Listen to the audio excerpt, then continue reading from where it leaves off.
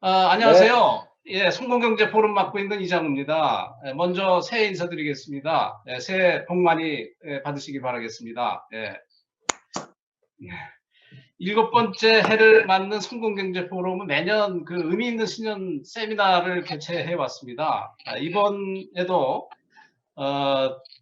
코로나 상황을 반영해서 VIP 회원을 중심으로 온라인 줌 대담 형식으로 꾸며봤는데 저희가 느끼지 못한 그 새로운 면 또 긍정적인 면이 많이 그 관찰이 되는 것 같습니다. 그리고 저 자신이 코로나를 경험하면서 야 이제는 핵심이나 본질만이 남는 이런 그 추세를 많이 느끼고 있고 저희 이 그 대담 형식 이런 그 세미나 형식도 그러한 그 경향이 반영되고 있다고 생각이 됩니다. 이 대담 내용은 공동 주최사인 매일경제신문에서 특집 보도로 공유될 예정이고요. 다시 한번 매일경제의 도움에 다시 한번 감사드립니다. 올해 2021년은 코로나 팬데믹의 두 번째 그 해입니다. 그래서 일찍이 경험해보지 못한 어려움 속에서도 새로운 적응 방식과 기회를 찾아야 할 때라고 생각이 됩니다. 그래서 그 올해 주제는 문화와 기술의 결합을 선정해서 한 해 동안 공부해 나갈 예정이고요. 특히 또 문화와 기술의 결합이라는 주제는 대한민국 경제에 특히 포스트 코로나 시대를 대응하는 매우 중요한 전략이라고 생각합니다. 오늘 이 주제를 가지고 쭉 인사들을 하셨으니까 그 산업, 문화, 정치, 외교 분야에 핵심 역할을 하고 계신 한 10여 분이 모여서 함께 새해 대담 또 덕담을 나누는 시간을 가지기로 하겠습니다. 그렇지만 아마 올해의 그 미래 전망에 대한 가장 그 인사이트 있는 얘기들이 그 오고 가고 할 것으로 생각이 됩니다. 일단 그 이런 세미나에서도 단체 촬영이 된다고 그러네요. 일단 단체 촬영 한번 할까요? 예, 화면 끄지 마시고 잠깐 기다려 주시고요.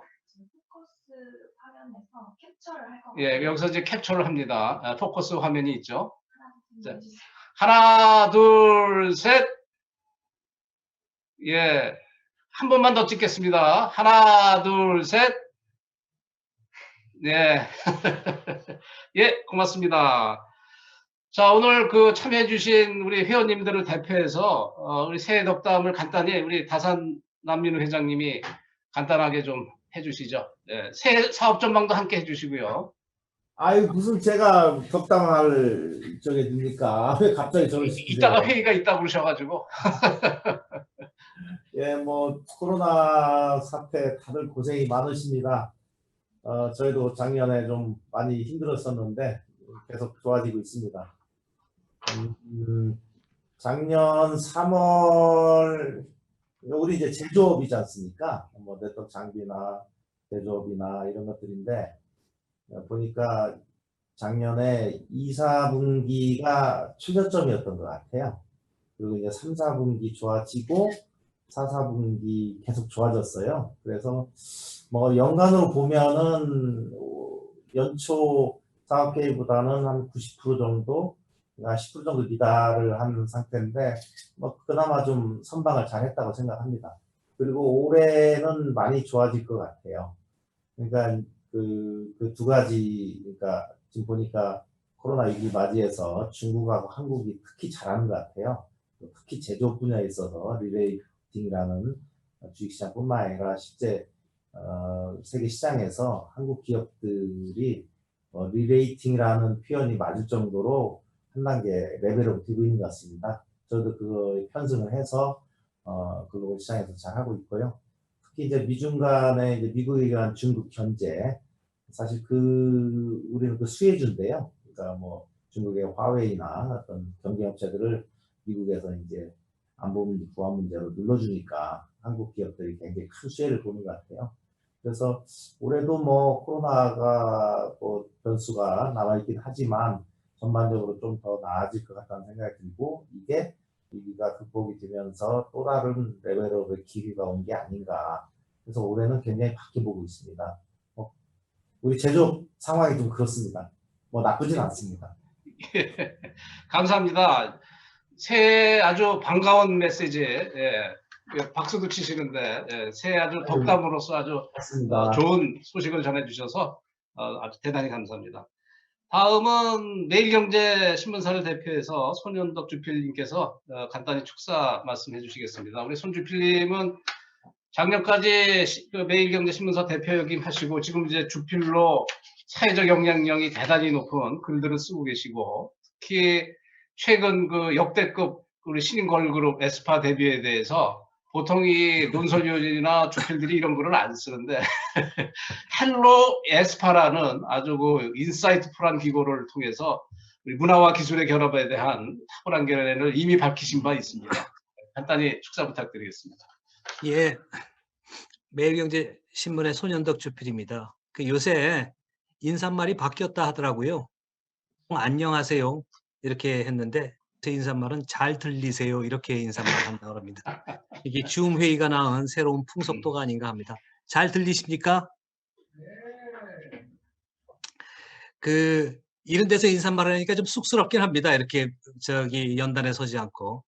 어쨌든 뭐 이렇게 우리 존경하는 이장우 교수님 부탁받고 저도 기꺼이 오늘 이 행사에 축사를 하기로 그냥 결심을 했습니다. 이 성공경제연구소 맡고 계신 우리 교수님, 그 다음에 그 이수만 직할님이 이제 직함이 총괄 PD시대요. 예, 보니까 총괄 PD님. 그 전에 저희 행사 때도 늘 이렇게 뵀었는데 반갑습니다. 그리고 오늘 주제 발표가 김영삼 한국전자기술연구원 원장님, 그 다음에 그 이근 한국국제교류재단 이사장님 다 수고해 주시고 나머지 참석한 분들도 전부 다 이렇게 환영을 합니다. 그 저희 신문사가 작년 5월 25일인데요. 세계적 석학이라고 하는 그 하버드 대학교의 니얼 퍼거슨을 인터뷰한 적이 있습니다.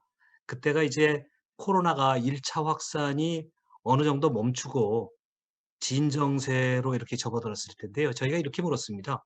이제 경제가 다시 오픈하고 포스트 코로나를 준비하는 국가가 많은데 뭘 해야 할까요? 이런 질문이었는데요. 그 퍼거슨 교수의 대답이 바로 나오는데 아주 단호했습니다. 그 대답이 그냥 아주 짧은 한 문장입니다. 포스트 코로나는 없다. 이런 대답이었습니다. 포스트 코로나와 함께 살아야 한다면서 포스트 코로나가 아니라 위드 코로나다. 이게 코로나다. 작년 5월 29일 날 저희 인터뷰할 때 대답인데 참 지금 와서 이렇게 생각을 해도 참 인사이트 있는 그런 대답이었던 것 같습니다. 지금 어제 정부가 발표를 했습니다만 이제 백신 전쟁을 벌이고 있습니다. 백신을 개발하는 전쟁, 백신을 또 도입하는 전쟁, 그 다음에 이제 접종하는 전쟁이 다음 달부터 이렇게 벌어질 텐데 정말 우리가 알아야 될 중요한 사실이 하나 있는 것 같습니다. 그거는 백신이 코로나의 완전 종식을 가져올 수 없다는 그런 점이 아닌가 싶습니다. 지금까지 지구상에 수많은 전염병이 발생했는데 이 전염병 중에서 종식된 거는 단 하나밖에 없습니다. 그게 천연두입니다. 이 천연두가 영국의 에드워드 제너가 우리 이제 속된 말로 우드 백신, 두창 백신을 개발해가지고 종식시켰는데 그때가 1796년입니다. 근데 이 병이 종식되는 공식 종식을 선언한 해는 1980년 5월입니다. 그때 이 전 세계 의료진이라든지 그 전 세계 인류가 박수를 쳤습니다. 마지막 환자가 인도에 있었는데 그 인도의 어린 여자를 치유하고 나서 있다가 이제 우리는 인류상 이 지구상에서 천연두라는 질병은 없어졌습니다. 이렇게 공식 선언했거든요. 그때가 80년도니까 무려 전염병이 발생한 지 한 200년 가까이 된 후인데 지구상에서 전염병 중에서 종식된 게 딱 하나. 이제 곧 이어서 아마 소아마비가 종식될 거라고 합니다. 소아마비가 거의 종식됐는데 아직도 국지적으로 질병이 발생하고 있고 그래서 우리는 결국 이 코로나와 더불어 살아야 되는 그런 운명이 아닌가 싶고 그런 의미에서 오늘 성공경제연구소가 주관하는 포스트 코로나 시대의 미래 대응 여기서 다방면에서 저희가 좋은 아이디어가 많이 나올 것 같고 저도 이 세미나에서 계속 들어가 있으면서 슬기로운 코로나 생활에 대해서 한 수 배우고자 합니다. 좋은 말씀을 잘 듣겠습니다. 감사합니다. 예, 감사합니다. 예, 그 축사 중에 그 꼽힐 만한 아주 인사이트풀한 축사를 해주셔서 예, 많은 도움이 되겠습니다. 바로 그 세 분의 발제자를 모시겠고요. 먼저 첫 번째 발제자를 모시겠습니다. 그 이수만 SM 총괄 프로듀서님을 모시겠고요. 예고한 대로 포스트 코로나 시대의 K-팝의 성장 전략에 대해서 말씀을 해봐 주시겠습니다. 근데 사실은 이 주제는 우리 K-팝의 그 미래 전략이기도 하고 모든 국민들의 관심사가 아닌가 생각이 듭니다. 그래서 올해 K-팝 산업, K-팝 콘텐츠가 어떻게 발전을 할 수 있을지를 우리가 들을 수 있는 아주 좋은 기회라고 생각이 됩니다. 이수만 프로듀서님 모시겠습니다. 네, 안녕하세요. 프로듀서. 아까 말씀 들은 대로 저희 프로듀서들이 점점 많아져서 SM에서는 저를 총괄 부르고 있습니다. 이수만입니다. 2021년이 벌써 됐고요. 신축년 새해 복 많이 받으시기 바랍니다. 이렇게 화상을 통해서 대담을 진행하는 풍경이 뭐 너무 요즘 익숙해져 가지고 아까 말씀하신 대로 잘 들리세요? 그리고 잘 보이세요? 그렇게 여쭤봐야 될 것 같습니다. 오늘 함께 해주시는 모든 분들 뭐 항상 건강하시기를 기원하고요. 저는 이번에 이번 신년 세미나를 통해서 포스트 코로나 시대에서의 문화 콘텐츠를 어떻게 좀 더 성장시켜 볼 수 있을까 이런 이야기를 해보려고 했는데 포스트 코로나가 없을 것 같다고 말씀하셨으니까 저도 거기에 동의합니다. 사실 어느 정도 동의를 하고 완전히 없어지는 것은 좀 어려운 상황이로구나 이렇게 말씀 들으면서 그렇게 생각하고 애초에도 좀 금방 끝나지 않을 것 같다고는 했었는데 지금도 뭐 11월이나 돼야 조금 뭐 전체적인 면역이 좀 일어나는 상황이 되지 않을까 한다 그러면 내년에도 쉽지 않지 않을까. 올림픽은 어떻게 되고 또 내년 동계올림픽 베이징은 어떻게 되고 저도 거기서 뭔가 일을 해야 될 것 같은데 다시 계획을 세워야 되지 않을까. 오늘 좋은 말씀 들었습니다. 우리 갑자기 정말 닥친 그런 팬데믹 상황에서 많은 변화를 겪고 우리가 지금 살아가고 있고 또 그러면서 새로운 역사를 또 쓸 수 있는 건 아닐까. 저희는 그렇게 생각합니다. 문화산업, 뭐 이거는 모이지 않으면 안 되는 건데 그런 변화에 맞춰서 새로운 형태로 또 사실은 변화하고 또 진화해가고 있습니다. 코로나 이전의 시대에서 우리는 뭐 직접 보면서 그냥 콘서트 많이 하고 결국 우리가 공감하고 교류하는 삶을 전 세계적으로 가질 수 있는 기회도 있었지만 그거보다는 역시 여전히 직접적으로 모여서 그런 시대에 살다가 이제 언택트 시대로 변화되면서 온라인을 기반으로 한 교류와 네트워킹 시대로 변환되고 있습니다. 앞으로의 시대에는 컨텐츠와 네트워킹의 시대라는 것은 분명히 점점 더 분명해지는 것 같습니다. 그러다 보니까 삶의 방식 같은 거 많이 바뀌고 문화산업도 또 정말 오프라인을 기반으로 한 공연이나 이벤트 전부 취소되면서 코로나 상황에 맞춘 빠른 대안이 필요하게 됐습니다. 그래서 우리 이미 뭐 작년이지만 4월서부터인가요? 우리 공연이 전부 취소됐던 게 또 무기한 연기되는 상황에서 저와 SM은 세계 최초로 새로운 공연을 한번 해보자라고 그런 것을 미리 준비했던 건 아니었는데 사실은 이 온라인으로 이제 컨텐츠의 시대로 들어가기 때문에 온라인에 맞는 컨텐츠인 콘서트를 준비하자고 했던 것이 올해 1월 달에 처음 전 세계 최초로 했던 비욘드 라이브를 여러분들에게 선보이게 되었습니다. 작년에는 유료 콘서트로 우리가 전 세계에서 최초로 미국이나 어디 다른 데가 아니고 우리나라에서 언택트 콘서트를 처음으로 전 세계적으로 시작하게 되었었다는 것은 어찌 보면 뭐 언제나 미래를 준비하지 않으면 안 되는 또 4차 산업혁명에 맞춰서 새로운 형태의 공연도 미리 준비하고 그런 게 있었기 때문에 가능했는데 그거를 빨리 동원시켜서 우리가 비욘드 라이브라는 것을 시작을 했고 그것이 우리 이장우 교수님 맨날 말씀하시는 fast follower가 아니고 이제 first mover로서의 한국이 돼야 되지 않겠는가.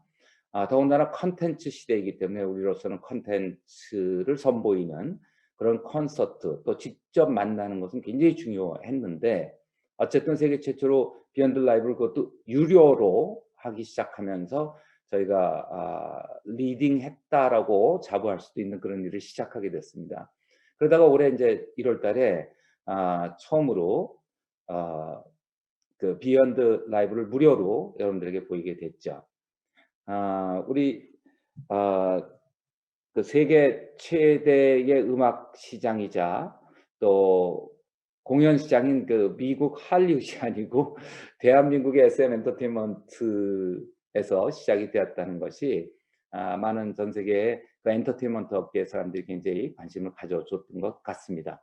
그것도 또 저희가 무료로 했었다는 거 나중에 다시 조금 더 말씀드리겠지만은 그 비욘드 라이브는 저희가 언택트 콘서트였기 때문에 그 최첨단 증강현실인 AR 또 디지털 뭐 인터랙션 아트워크 등 오프라인 공연에서는 좀 경험할 수 없는 그런 우수한 기술력도 또 더해줬고 콘서트를 전 세계 실시간 뭐 중계를 하는 그래서 저희는 도리어 좋은 기회가 아닌가 우리에게 주어진 왜냐하면 공간적으로 또 물리적으로 시간 제약 같은 것이 없는 시대로 지금 들어갔거든요. 그러니까 관객들이 저희가 하면 전 세계가 그냥 동시간대에 볼 수 있게 됐다는 것.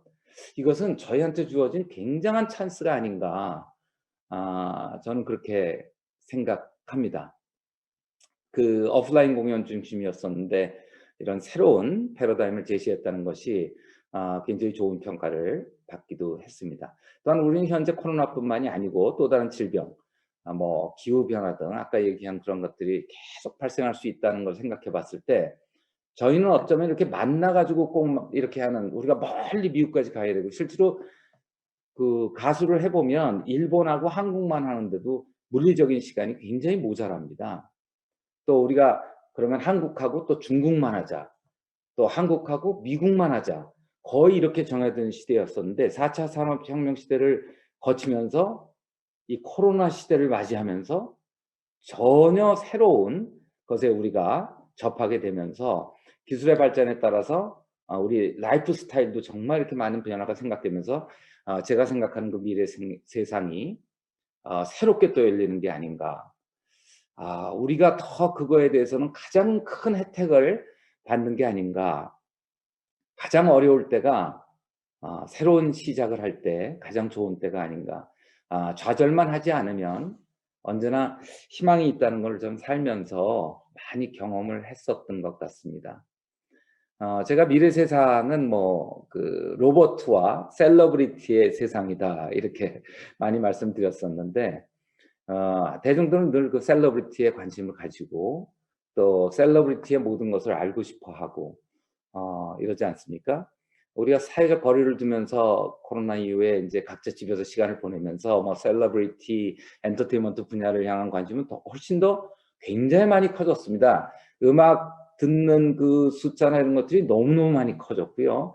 우리의 그러다 보니까 K-팝의 그 뮤직비디오 같은 걸 내도 전에보다 훨씬 더 빠르게 이번에 에스파가 그냥 1억을 넘기는 게 어떠한 우리나라에서 최고의 기록을 신인이 세우게 됐는데 그것이 이 공간적 물리적인 시간을 우리가 굳이 겪지 않아도 문제를 겪지 않아도 되는 우리나라가 정말 크게 될 수 있는 좋은 찬스에 들어간 건 아닐까라고 희망적으로 저는 생각해 봅니다.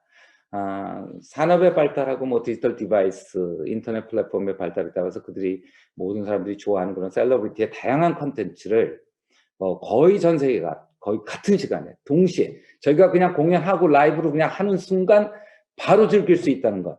옛날 같았으면 막 한 달, 두 달, 세 달 우리는 뭐 옛날에는 그 외국 거나 아예 뭐 보지도 못하게 했었고 AFKN 겨우 듣고 음악을 그렇게 외국 음악을 듣고 그랬던 시대에 저는 살았었기 때문에 이러한 향유 방식이 저희를 굉장히 발전시키고 우리가 전 세계에 알려지는데 너무너무 좋은 그런 상황이 된 건 아닐까라고 제가 좀 오버해서 그렇게 희망적으로 너무나도 어둡게 생각하는데 희망적으로 좀 생각해 보고 싶습니다. 모든 다양해지는 이런 컨텐츠 때문에 셀러브리티와 관계된 그 비즈니스가 더욱 중요해지는 세상이 되는데 우리 K-팝이 셀러브리티로서 또 앞으로도 이제 로봇도 셀러브리티로 만드는 그래서 지금 현재는 우리가 옛날에 그냥 직접 만나던 그야말로 진짜 퍼슨 투 퍼슨 만나던 시대에서 그 TV 라디오가 있는 미디어 시대가 그다음에 크게 도래했죠. 그 다음에는 플랫폼 시대가 인터넷과 함께 크게 도래했다고 볼 수 있습니다. 근데 플랫폼이 유통의 시대였다고 보인다면 이제 2000년대부터 그렇게 얘기하던 시대가 왔습니다. 즉 미디어, 라디오, TV에 이어서 플랫폼, 그 다음이 컨텐츠의 세상이라고 누구들 얘기하지 않습니까? 정확하게는 컨텐츠의 프로듀싱 시대이고 또 소비하는 시대여서 2000년대부터 예견했던 그 컨슈머 컨텐츠를 컨슈머들이 컨텐츠를 재창조하는 프로듀서가 되는 진정한 프로슈머의 시대가 지금 이미 들어갔습니다. 즉 플랫폼 시대가라고 얘기하는 것은 미디어 시대가 존재하고 플랫폼 시대가 존재하고 있지만 사실 더 정확하게는 정말 컨텐츠 시대라고 정말 얘기해야 될 것 같습니다. 그렇다면 플랫폼과 미디어는 뭘까라고 생각해 보면 그건 있는 거고요. 컨텐츠가 이제 플랫폼과 미디어가 되는 그런 세상이 됐습니다.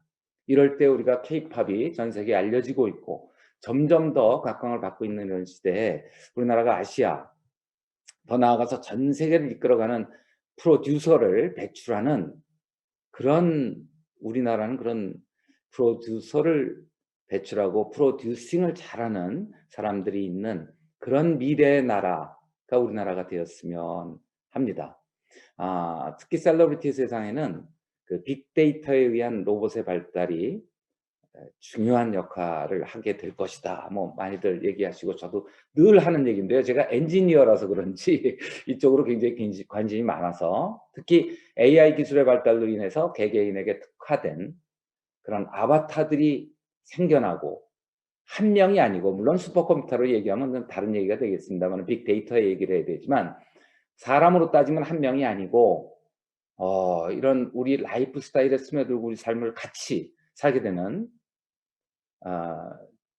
저에게는 조수 또 친구인 아바타가 우리가 한 10명씩 갖게 된다면 우리 인구가 5억이 되는 그러한 우리가 늘 인구가 적어서 열세였던 그러한 나라에서 우리가 5억 인구를 넘어가는 그러한 강대국의 면모를 갖추는 시대가 또한 와 있는 게 아닌가라고 저는 생각합니다.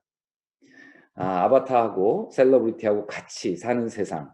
그렇지 않겠습니까? 지금 우리 언택트 시대에 들어오면서 뭐 지금 음악도 굉장히 많이 듣게 됐다 그러고 또 우리가 소비하는 그 컨텐츠가 굉장히 갑자기 많이 늘어나고 그러한 그 플랫폼에서 또 그런 사이트에서 보는 것들이 어마어마한 컨텐츠를 우리가 소화하고 있는 것이죠. 그래서 그런 세상을 올 것이라는 건 이제 점점 더 명확하게 보이게 되는 것 같습니다. 제가 이런 세상이 올 것이다 라고 저는 정말 너무 많이 얘기하고 있는 것 같긴 한데요. 이런 세상을 넘어서게 되면서 우리는 이제 또한 컨텐츠의 세상과 네트워킹의 시대라는 것을 그리고 진정한 컨슈머가 리얼한 진정한 프로듀싱하는 프로듀서의 시대, 프로슈머의 시대를 정말 누가 봐도 지금 재창조하고 있는 어떤 컨텐츠가 하나 나오는 걸 전부 재창조해서 새로 만들어내는 그런 시대에 있다는 것을 다시 한 번만 이렇게 쳐다보면 우리가 진정 느끼고 정말 알 수 있을 것 같습니다.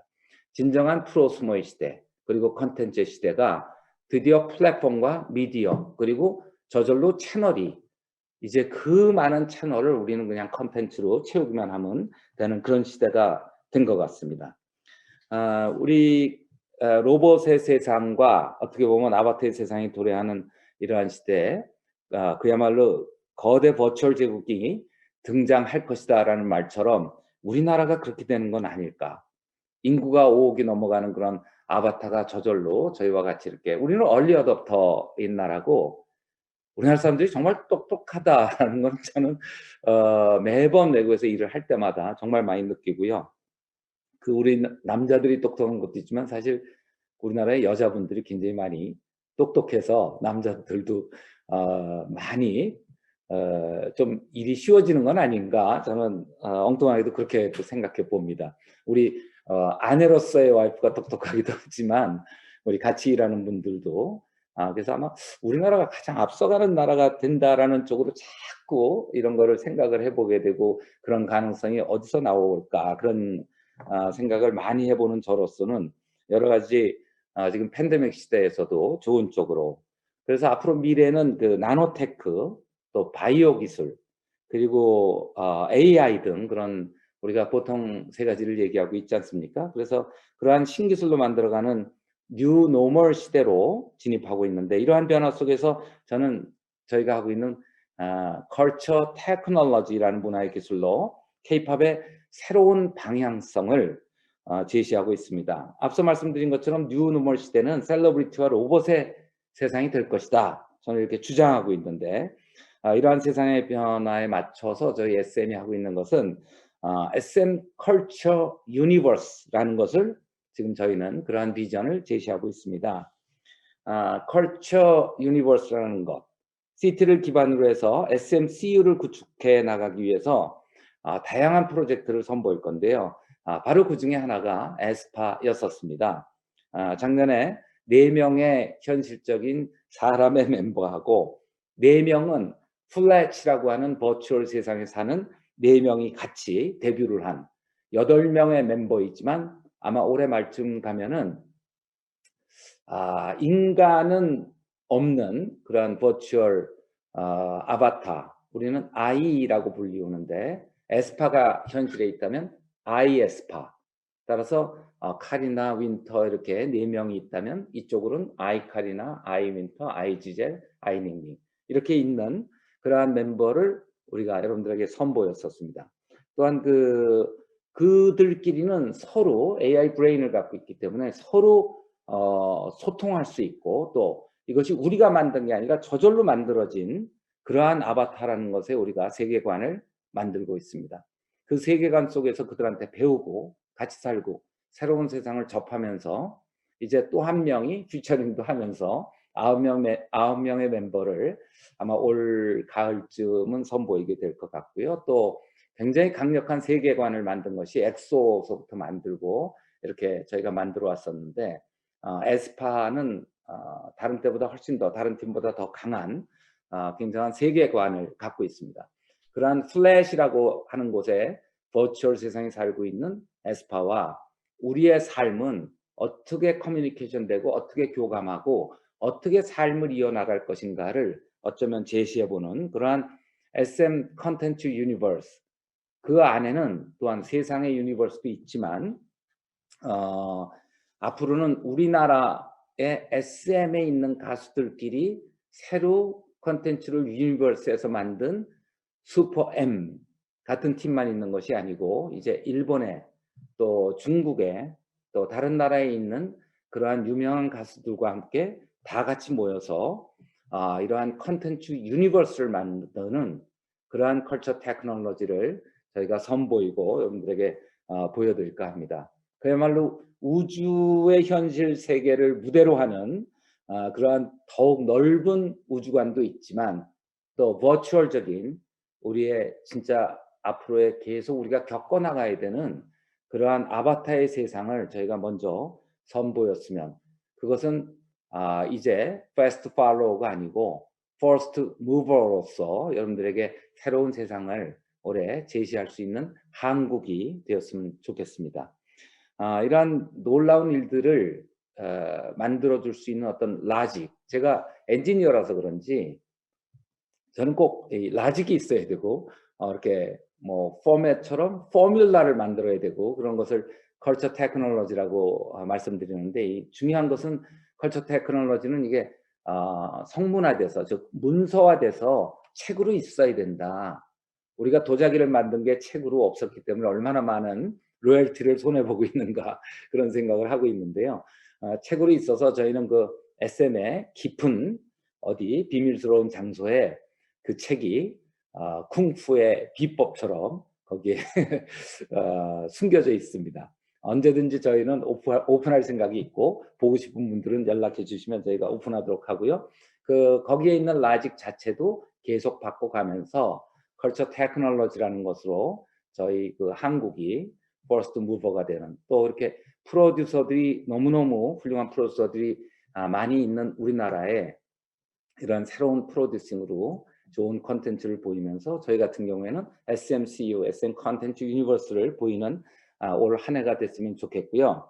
컬처 테크놀로지는 저희가 보통 여러분들에게 말씀드릴 때 컬처 크리에이션하고 또 컬처 디벨롭먼트하고 컬처 익스펜션, 이렇게 세 가지가 돌아가면서 이어지고 있는데요. 그 가운데 가장 중요한 것은 humanity라고 정의하고 있습니다. 그래서 우리 SM 타운 라이브 컬처 휴머니티라는 그 타이틀로 만든 이유가 올해 1월 달에 무료로 선을 보이게 되면서 SM 타운 라이브를 언택트로 하면서 그 컬처 휴머니티라는 제목으로 하게 됐습니다. 우리가 무료로 해서 전에 유료로 했을 때보다는 훨씬 더 많이 SM 패밀리 콘서트를 보시게 됐고요. 그렇게 보게 되니까 우리나라에서는 기록을 세웠습니다. 전 세계적으로도 많이 없는 기록이긴 하지만은 186개국에서 무려 3,580만 정도의 스트리밍을 실시간으로 다 같이 보게 되는 그러한 기록을 세웠습니다. 아까도 말씀드렸지만은 물리적, 시간적 제약 없이 또 음악은 장벽이 없다는 것을 우리가 케이팝을 갖게 됐고, 또한 특별한 언어가 필요 없이 그런 소통할 수 있고, 또 이러한 것들을 통해서 우리가 어떠한 서로가 위로와 치유가 되기도 하는 그런 음악을 통해서 우리가 이제 베스트 팔로우에서 퍼스트 무버로 나가는 그러한 올해가 된 것이 아닌가. 전 세계 케이팝 밴드의 휴머니티를 축복하고 자축하기 위해서 올해 1월 1일 날 무료 공연을 기획했었던 것, 더 나은 세상을 위해서 서로 배려하고 겸손하고 사랑하자, 이런 말들을 했습니다. Be kind, be humble, be the love 라는 메시지를 또 이번 공연을 통해서 휴머니티를 같이 전하기도 했습니다. 이렇듯 많은 지금처럼 힘든 시기라고 하는데요, 도리어 우리는 좋은 음악 공연을 통해서 좀 많이 즐기시고 큰 힘을 내시기 바라고, 도리어 이렇게 어렵고 좌절이 없다면 저희로서는 새로운 시작이 아닌가.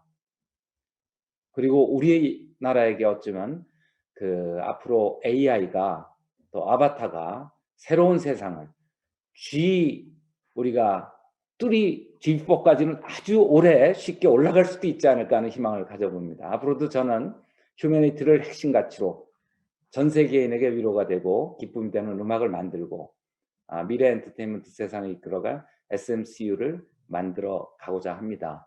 많은 응원해 주시고요. 예. 엔터테이닝이니까 그냥 즐겨주시기 바랍니다. 그냥 저희를 보고 비판보다는 그냥 즐기시고 박수 많이 쳐주시면 열심히 하겠습니다. 감사합니다. 예, 감사합니다. 예, 어려운 시기에 희망적인 메시지를 주셔서 감사드리고, G4라고 말씀드렸죠. 4대 강대국을 문화의 힘으로 올릴 수 있는 또 기대감을 낳고요.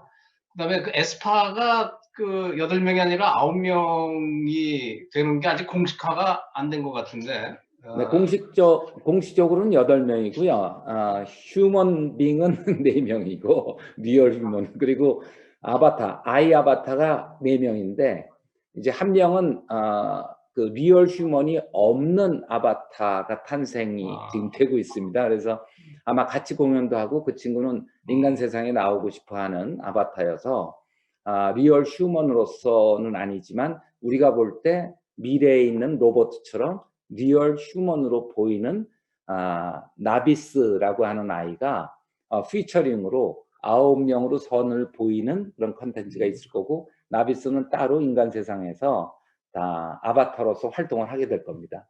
예, 여태까지는 소문으로만 도는 얘기인데 매경제를 통해서 공식적으로 9명이 된 걸로 생각하겠습니다.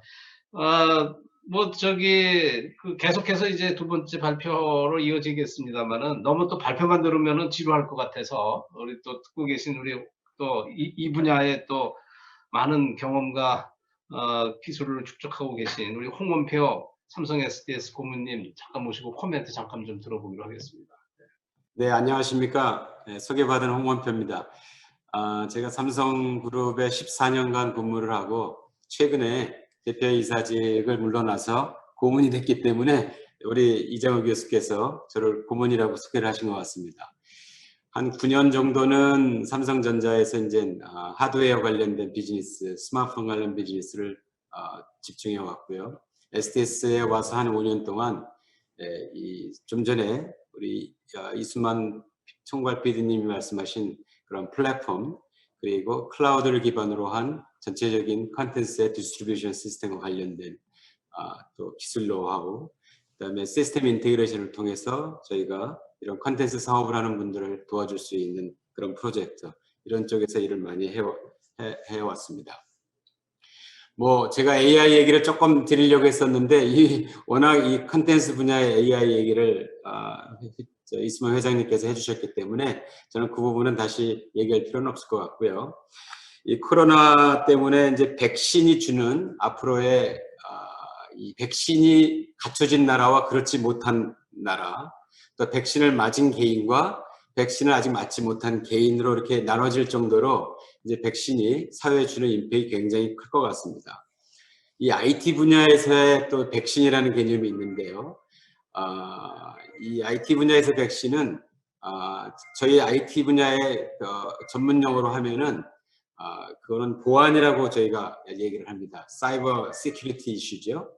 예, 그래서 이 사이버 시큐리티 이슈가 이 컨텐츠와 관련되는 이제 분야에서도 굉장히 중요한 역할을 이제 이미 하고 있고 앞으로도 이제 더 좋은 컨텐츠, 더 유니크한 그런 내용이 들어있는 컨텐츠 이 보안이 점점 중요해질 텐데 제가 이제 여담으로 한 가지만 좀 말씀드리면 삼성그룹에 25개 큰 회사들이 있는데요. 그 25개 회사에 일주일 동안 들어오는 해킹의 시도 수가 1000만 건이 넘습니다. 그래서 이 삼성그룹 전체의 사이버 시큐리티를 책임지고 있는 삼성 SDS에서는 일주일에 1000만 건 이상의 그 해킹이 들어오는 시도를 어떻게 여하이 잘 방어하느냐는 것도 IT 분야에서 엄청난 기술의 발전인데요. 이러한 부분이 이미 컨텐츠를 다루고 있는 이러한 그 엔터테인먼트 회사들의 플랫폼에도 아주 중요한 내용으로 다루고 있어서 이것도 한 가지 제가 말씀드리고 싶었습니다. 이 소프트웨어가 결국은 핵심인데요. 소프트웨어를 잘 보면 약간의 레이어를 가지고 있습니다. 밑에는 클라우드라고 하는 이제 이 딜리버리 플랫폼이 있고요. 제일 위에는 우리 이수만 회장님이 말씀하신 대로 컨텐츠가 돌아가는 애플리케이션, 서비스라고 할 수 있겠죠. 그리고 중간에 엄청나게 중요한 미들 레이어가 있습니다. 그 안에 오늘 좀 강조를 많이 해주신 인공지능, 그 다음에 빅데이터 분석, 그 다음에 IoT에 대한 플랫폼의 이 디스트리뷰션 네트워크, 그 다음에 요새 새로운 네트워크 경제 시스템으로서 컨텐츠에도 굉장히 영향력을 줄 것 같은데요. 블록체인. 이렇게 큰 4가지 꼭지에 중간 레이어에 해당되는 그런 소프트웨어 기능들이 있습니다. 이미 인공지능에 대해서는 말씀을 많이 해주셨는데요. 한국은 인공지능 분야에서 앞서가는 나라인지 뒤처져 있는 나라인지가 좀 약간은 애매모호한데 적어도 엔터테인먼트 인더스트리에서 활용되고 있는 AI 수준은 제가 보기에는 아주 제가 확신을 갖고 얘기하는데 전 세계 탑 국가라고 생각을 합니다. 그거는 국가적인 차원도 있겠지만 이렇게 SM과 같은 그런 회사들이 이런 부분에 리딩하고 있기 때문에 가능한 거라고 볼 수 있는데요. 저희들은 농담으로 그런 얘기를 합니다. 인공지능 부분에서는 인공지능을 개발하고 활용할 줄 아는 그룹, 그 다음에 인공지능이 시키는 대로 해야 되는 그룹, 이렇게 크게 둘로 나눠볼 수 있다는 거죠. 지금 말씀하신 내용을 들어보면 인공지능을 활용할 뿐만 아니라 다음 인공지능이 가야 될 방향까지 제시할 가능성이 있는 그런 말씀들 좀 해주신 것 같습니다. 제가 한 가지만 말씀드리고 이제 끝내려고 하는데요. 최근에 제가 대표이사로 있으면서 작년에 있었던 일인데요. 이런 디지털 컨텐츠가 점점 방대하게 이제 만들어짐에 따라서 이런 거를 담아놓는 데이터베이스가 당연히 있어야 되는 거고요. 이러한 데이터베이스를 적절한 방식으로 컨텐츠를 분류하고 또 제대로 저장을 하고 또 말씀하신 대로 그 필요한 그런 사람들과 필요한 고객과 그리고 필요한 파트너들한테 그들이 어디에 세계 어디에 있든 간에 신속하게 배포하고 그리고 좀 전에 말씀드린 대로 해킹이 일어나지 않도록 철저하게 사이버 보안을 책임져주는 이러한 플랫폼이 이제 필요한데요. 국내 또 굴지의 그 엔터테인먼트 컴퍼니가 저희 삼성 SS의 디지털 컨텐츠 매니지먼트 플랫폼이라는 구축을 저희가 의뢰를 했고 저희가 1년 동안에 같이 코웍을 하면서 방대한 아주 고도의 플랫폼을 구축해서 지금 활용을 하고 있습니다.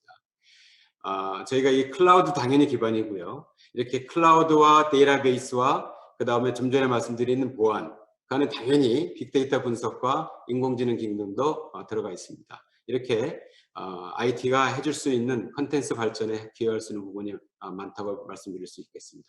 마지막으로 이 새로운 네트워크 경제, 좀 전에 제가 말씀드린 대로 새로운 네트워크 경제 시스템의 블록체인이 이 엔터테인먼트 인더스트리에도 좀 더 적극적으로 받아들여진다면 결국은 블록체인은 신뢰도와 그 다음에 투명성을 기반으로 하는 플랫폼이기 때문에 음악 콘텐츠의 투자 그리고 거래 활성화를 하는데도 굉장히 기여를 할 수 있지 않을까 이렇게 생각을 해봅니다. 이제는 음악과 IT의 융합은 이제 산업 간의 융합을 넘어서서 우리 삶의 아주 기본이 되지 않을까 그렇게 생각을 합니다. 감사합니다. 예, 유익한 코멘트 감사드리고요. 다음으로는 김영삼 한국전자기술연구원 원장님 발표 제목은 포스트 코로나 시대에서 기술 혁신 전략입니다만은 발표하시는 가운데 그 한국전자기술연구원에서 키우고 있는 AI도 잠깐 소개하실 거라고 생각이 되는데 기대가 됩니다. 모시겠습니다. 예. 네, 안녕하십니까. 한국전자기술연구원 원장 김영삼입니다. 우선 그 캐티에 대해서 소개를 좀 해드리겠습니다. 캐티는 1991년도에 전자산업의 대중소기업 78개 기업이 출연해서 설립된 국내 유일한 민간 태생의 전자 IT 분야 공공연구기관입니다. 산업기술자원부 산하의 전문생산기술연구원이고요. 올해가 설립 30주년이 됩니다. 저희가 지난해 전자부품연구원에서 한국전자기술원으로 공문 명칭을 변경을 했는데요. 부품이 갖는 그 한계성 때문에 또 연구 범위는 4차 산업혁명을 맞아가지고 굉장히 확대가 되고 있기 때문에 그 시류에 맞게 전자기술연구원으로 공문 명칭을 변경하게 되었습니다. 저희는 올해 예산 한 2,200억 정도 되고요. 6개 연구본부와 1개 연구단, 그리고 2개 경영본부와 3개 지역본부로 구성되어 있습니다. 총 정규직 인원은 460명 정도 되고요. 비정규직까지 합치면 한 1,200명 정도 규모가 되겠습니다.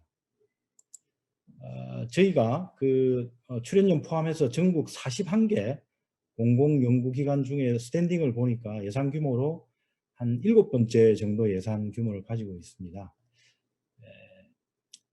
최근에 이제 IT 기술과 전자기술을 포함한 4차 산업혁명 기술이 이제 수요가 늘어남에 따라서 저희 캐티의 연구 예산은 더욱더 커질 것으로 예상이 되고 있습니다.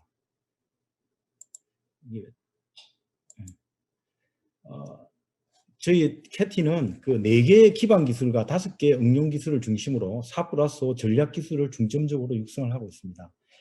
4대 기반 기술은 첨단 소재, 스마트 센서, IoT, AI 기술 되겠으며 5대 응용 분야는 자율주행, 스마트 제조, 친환경 에너지, 특히 이제 실감 미디어, 지능형 디바이스 쪽에 저희들이 전략적으로 육성을 해 나가고 있습니다.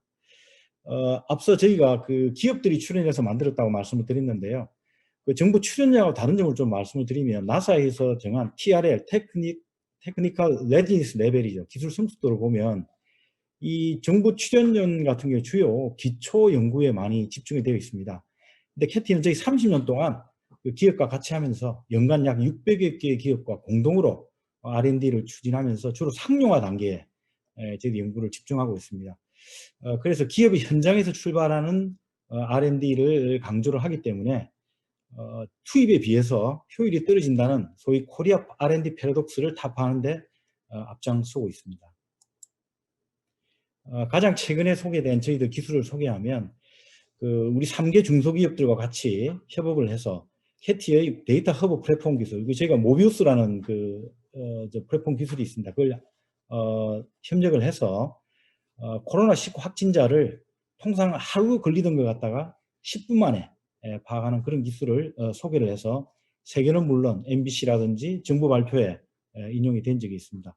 또 저희들이 이제 애트리하고 저희하고 많이 헷갈리시는데, 애트리는 여러분 아시아 CDMA 휴대폰 개발에 성공했던, 저희들은 그 당시 전 세계 3분의 2가 사용하던 GSM 폰 방식의 휴대폰을 캐티가 개발했고, HDTV 쪽에서도 저희들이 선구적으로 개발함으로써 우리 굴지의 우리 전자기업들이 세계를 호령하는데 크게 기여했던 점 말씀을 드립니다. 본격적으로 포스트 코로나 시대의 기술 혁신 전략에 대해서 말씀을 드리겠습니다. 이장욱 이사장님께서 위기 때 혁신이 촉진된다고 말씀을 하셨습니다. 사실 저희가 포스트 코로나 시대에도 저희한테 새로운 위기이자 기회입니다. 그래서 저희는 크게 3가지 필러를 추진을 해야 된다고 생각이 되고, 자세히 하나하나 말씀을 드리도록 하겠습니다. 우선 첫 번째, 소재 부품 장비 경쟁력 강화입니다. 이 사진은 시스템 반도체 비전 선포식을 VIP께서 참석하신 장면인데요. 저희가 캐티가 이때 수급 기업의 협의체 간사기관으로서 이때 참여한 기업들의 연락책을 맡아드렸습니다. 바로 이 내용과 관계된 내용입니다. 사실 우리나라의 반도체 산업 세계 1등입니다. 아시다시피. 근데 정부가 이렇게 대기업 중심의 반도체 산업이 세계 1, 2를 달리니까 바로 반도체 R&D 지원 예산이 삭감이 됩니다. 2010년도에 1,100억 규모가 2017년도에 300억으로 떨어지고, 심지어 2016년도에는 신규 지원 예산이 제로입니다. 이렇게 되다 보니까 탑2 기업인 삼성전자와 SK는 엄청난 실적을 보이는 반면에 중소 중견기업들은 매출이 50% 이상 감소하고 영업 적자도 40%가 확대되는 이런 양극화 현상이 심화가 됐습니다. 특히 서울대 반도체 석박사 인력 현황을 보면 2005년도에 100여 명에 이르던 인력이 2014년에는 불과 40명 수준으로 떨어지고 맙니다. 이렇게 되다 보니까 우리가 메모리 반도체 쪽에서는 글로벌 시장의 73%를 차지를 하면서 엄청난 경쟁력을 확보한 반면에 부가가치가 훨씬 높고 앞으로 4차 산업혁명 시대가 되면 더욱더 시장의 잠재력이 커지는, 시장 규모도 훨씬 큰 시스템 반도체는 형편없는 점유율을 보이고 있는 것입니다. 자, 그래서 핵심 융합 산업은 이 대기업 중심으로 가서는 안 됩니다. 그래서 밸류체인 전반으로 투자가 확대되어서 산업 저변이 확대되고 강소기업이 동시에 육성되는 그런 전략이 필요합니다. 저는 2차 전지가 제2의 반도체 산업으로 육성될 것으로 확신에 맞지 않습니다.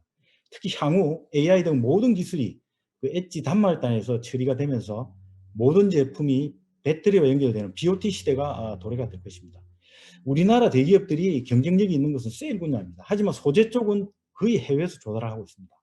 우리나라 중소 중견기업들이 소재 쪽에도 기술 개발을 할 수 있도록 수요 연계와 R&D가 필요하다고 생각되고요.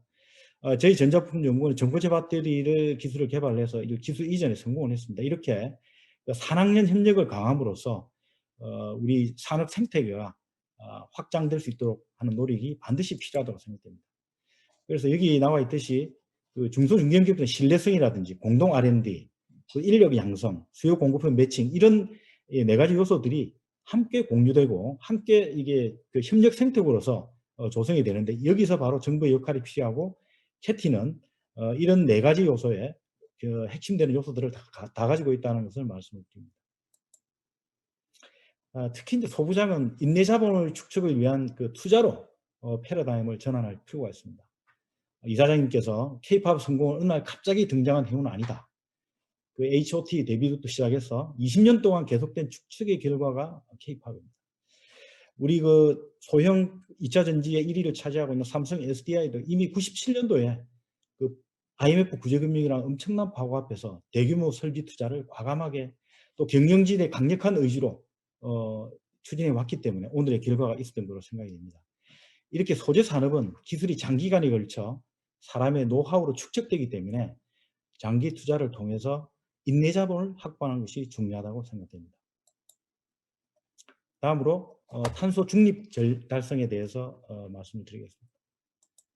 워낙 큰 주제이고 여러분들이 최근에 이슈가 되면서 많이 아시겠지만 대한민국을 포함한 전 세계 주요 국가들이 2050년 탄소 중립을 선언한 바가 있습니다. 이것은 배출되는 탄소량과 흡수되는 산소량이 같아서 순배출이 제로가 되는 그런 상황입니다. 그래서 이것은 단순한 비전이 아니고 실질적인 조치가 수반되어야 되는 그런 상황입니다. 이 새로운 무역 장벽으로 작용할 가능성이 높습니다. 여러분이 잘 아는 미 캘리포니아 등 10개 주에서는 이미 자동차 등 일부 산업 규제 정책을 시행 중에 있으며 미국하고 EU 등에서는 탄소 국경세를 도입을 추진하고 있습니다. 반면에 저희 나라는 온실가스 배출량 OECD 5위입니다. 여러분 잘 아시다시피 에너지 다소비 업종인 제조업의 비중이 높고 또 석탄 발전의 비중이 굉장히 높습니다. 그래서 여기에 대한 선제적인 대응이 없이는 우리나라가 굉장히 경제에 타격을 미칠 가능성이 크다고 생각합니다. 그래서 실질적인 기술 전략이 뒷받침되는 분야별 종합 로드맵이 필요하다고 생각이 됩니다. 다행히 정부는 금년 내에 탄소 중립을 위한 R&D 기술 로드맵을 발표할 계획으로 있고 국회에서도 탄소 중립에 관한 4개 법안을 세계에서 7번째로 금년 중에 추진할 계획으로 있다는 소식이 전해집니다. 저희 연구원도 이 탄소 중립에 관련된 여러 가지 기술이 있기 때문에 국가 R&D 전략 수립에 최선을 다해서 참여하겠다는 것을 말씀드립니다. 마지막으로 디지털 전환 촉진입니다. 이 사진은 VIP께서 2019년도에 저희 캐티의 스마트 제조 혁신센터를 방문하셔서 제조업 르네상스 비전 선포식을 선포하던 장면입니다. 이때 제조업 르네상스 비전을 선포하면서 우리나라가 제조업 4대 강국으로 도약한다는 비전을 야심차게 발표를 한 바가 있습니다. 그러기 위해서는 바로 디지털 전환이 필요합니다. 디지털 전환은 4차 산업혁명 시대 기업의 생존과 번영을 결정짓는 필수 조건이라고 생각됩니다. 디지털 전환은 데이터, 네트워크, AI 등 소위 DNA 기술을 적용해서 기존 산업의 비즈니스 모델을 변화시키거나 새로운 비즈니스 모델과 가치를 창조하는 것입니다. 이 디지털 전환이 되면서 이 전통 산업 간의 경계가 모호해지는 빅 블러 현상이 심화되고 있습니다. 디지털 전환에 따라서 시장 환경도 급속히 변하고 있습니다. 새로운 개념의 혁신 제품과 서비스가 등장하고 기술 발전이 가속화되고 모든 산업 분야에 DNA가 기반 기술로 적용되기 시작했습니다.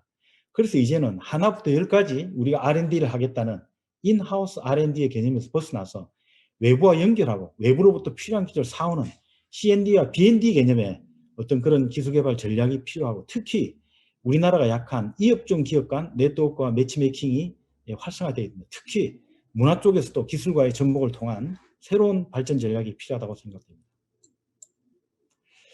하지만 이런 디지털 전환을 위해서는 도메인 지식이 굉장히 중요합니다. 이수만 총괄 PD님께서 말씀하셨지만 도자기공을 예를 드시면서 말씀하신 내용이죠. 우리가 갖고 있는 것, 또 직원이 갖고 있는 기술 이런 것들을 성문화하고 교육을 통해서 전수하고 그래야 컬처 테크놀로지가 지속될 것이라고 말씀하십니다. 이미 2011년도에 말씀하신 내용입니다. 그래서 우리가 디지털 전환을 하려고 그러면 이런 도메인 지식, 암묵적인 지식, 암묵지가 굉장히 중요하고 이 암묵지를 데이터화하는 기술이 바로 데이터 제조업에 있어서 필수적인 디지털 전환의 요소가 되겠습니다. 특히 소부장, 이 뿌리공정과 같은 기술자나 숙련공들의 장인정신과 노하우가 이 중요한 분야가 될 것으로 기대가 됩니다. 그래서 다음 말씀드리겠습니다. 엔터테인먼트와 미디어도 DNA에 만나서 디지털 전환이 활발하게 논의가 되고 있습니다. 메타버스는 그 메타, 추상이라는 접두어와 유니버스의 합성입니다. 그래서 이것은 현실과 상호작용하는 4D의 가상세계를 말씀하는 건데요. 그 엔비디아의 CEO 젠슨 황이 2020년도에 메타버스가 오고 있다 이런 발언을 통해서 굉장히 이제 요새 부상이 되고 있는 개념입니다.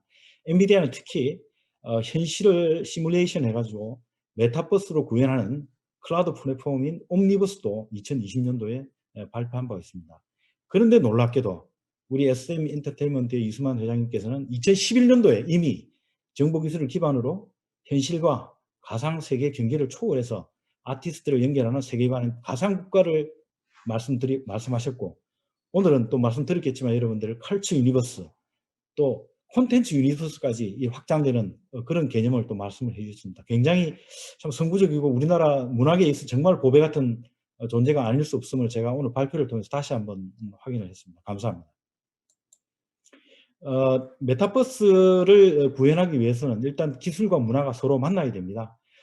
저희가 많은 기술은 아니지만 캐티가 가지고 있는 문화융합 기술에 대해서 간단히 소개해 올리겠습니다. 먼저 캐티 대표 기술은 AI 컴패니언 기술입니다. 이 AI 컴패니언 기술은 일상생활에 가던 데이터를 갖다가 AI로 분석을 해서 우리가 필요한 정보나 서비스를 제공하는 그런 역할을 하고 있습니다. 우리 AI 스피커라고 하는 데서 주로 음성만 인식하게 되는데요. AI 컴패니언은 영상도 인식하고 그래서 그 사람들의 의도와 상황도 해석함으로써 복잡한 대화까지 해결할 수 있는 그런 기능을 수행하고 있습니다. 그러면 우리 AI 컴패니언을 불러서 소개를 한번 들어보도록 하겠습니다. AI 컴패니언 나와주세요. 네, 원장님. 감사합니다. 안녕하세요. 여러분 제 목소리 잘 들리시나요? 저는 캐티 인공지능 비서 컴패니언이에요. 저는 오른쪽 구성도에 보시는 것처럼 아주 다양하고 복잡한 인공지능 기술들이 실시간으로 연동해서 구동되고 있어요.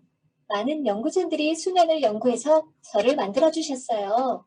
왜냐하면 제가 태어나기 위해서는 인공지능 음성인식과 합성, 감정인식, 언어처리, 얼굴인식, 시각정보인식, 대화처리 기술들이 실시간으로 처리되고 합성되어야 하거든요. 이런 인공지능 기술들은 문화기술 서비스를 위해서 대화를 통한 콘텐츠 추천 및 검색 서비스, 그리고 문화행사 및 스타 연관정보 제공 및 질의응답 서비스에 필요한 핵심 기술이죠. 사람과 이야기하듯 자연스럽게 대화하는 과정에서 인공지능이 사용자의 의도와 질문의 의미를 정확히 파악해서 필요한 정보와 콘텐츠를 추천하는데 인공지능 기술이 사용될 수 있어요. 더 자세한 기술이 궁금하시면 캐티 인공지능 연구센터를 방문해주세요. 제가 기다리고 있을게요. 감사합니다. 이처럼 사람에 가까운 AI 컴퍼니의 기술은 실생활에서도 물론 메타버스에서 가상 공연을 통해서 가상 인간 역할을 할 수 있을 것으로 그렇게 기대가 됩니다. 다음은 4D 아바타 기술입니다. 왼쪽에 보시는 영상은 2016년도에 마이크로소프트가 구현한 MR 복합 영상 기술을 활용한 홀로포테이션에 대한 컨셉 개념입니다. 오른쪽은 멀리 떨어져 있는 사람들을 하나의 공간에 모두 모이게 해서 진짜 사람처럼 구현하게 하는 캐티의 4D 아바타 기술입니다. 4D는 3D에다가 시간과 동작의 개념이 합산된 그런 차원이라고 보시면 되겠고요. 그 4D 영상을 획득, 압축, 전송하고 복원하는 그런 기술을 가지고 있습니다. 저희 4D 아바타 기술은 8명 이상 많은 사람들이 한 공간에 모여서 진짜 사람처럼 아바타를 구현하는 그런 기술이 되겠는데요. 이것은 기존에 우리가 그래픽 모델에서 보는 바와 다르게 실제 사람하고 가까운 어떤 4D에 기반한 아바타이고요. 또 사람의 동작이 바로 아바타로 연결해서 실시간으로 전송이 되는 어떤 그런 기술이 되겠습니다. 그렇기 때문에 메타버스에 앞서 가상 공연과 같은 문화 콘텐츠에 활용할 수 있지 않을까 이렇게 생각이 듭니다. 다음은 오감 플랫폼입니다. 오감 플랫폼은 VR, AR, 햅틱 센서 등의 다양한 입출력 인터페이스를 통합해서 사람의 동작을 인식하고 오감을 자극하게 되는 어떤 그런 기술입니다. 각종 센서가 통합된 다양한 형태의 디바이스를 통해서 몰입감을 높일 수 있는 어떤 그런 기술입니다. 잠시 오감 플랫폼 동영상을 보시겠습니다.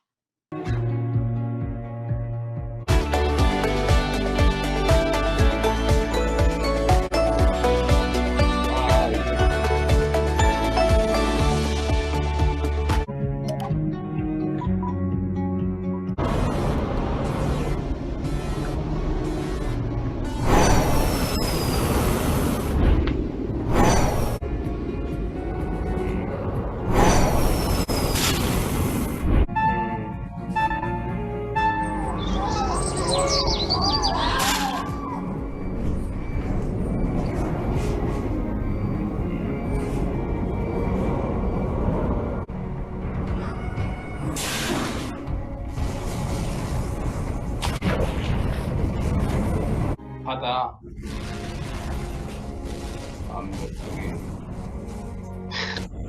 완벽 텐데서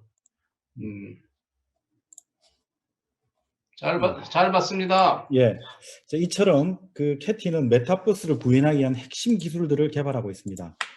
4D 아바타 기술은 AI 컴패니언과 만나 가상 세계에서 정보를 제공하는 사람과 똑같이 생긴 AI 아바타를 생성할 수 있습니다.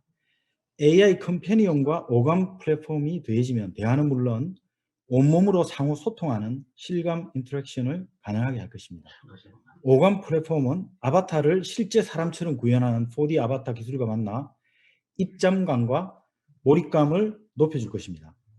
메타버스는 미래에 확실히 열릴 것으로 예상은 되지만 아직 확실한 개념조차 정립되지 않은 미지의 세계입니다. 무엇을 어떻게 만들지 논의해가는 과정이 중요합니다.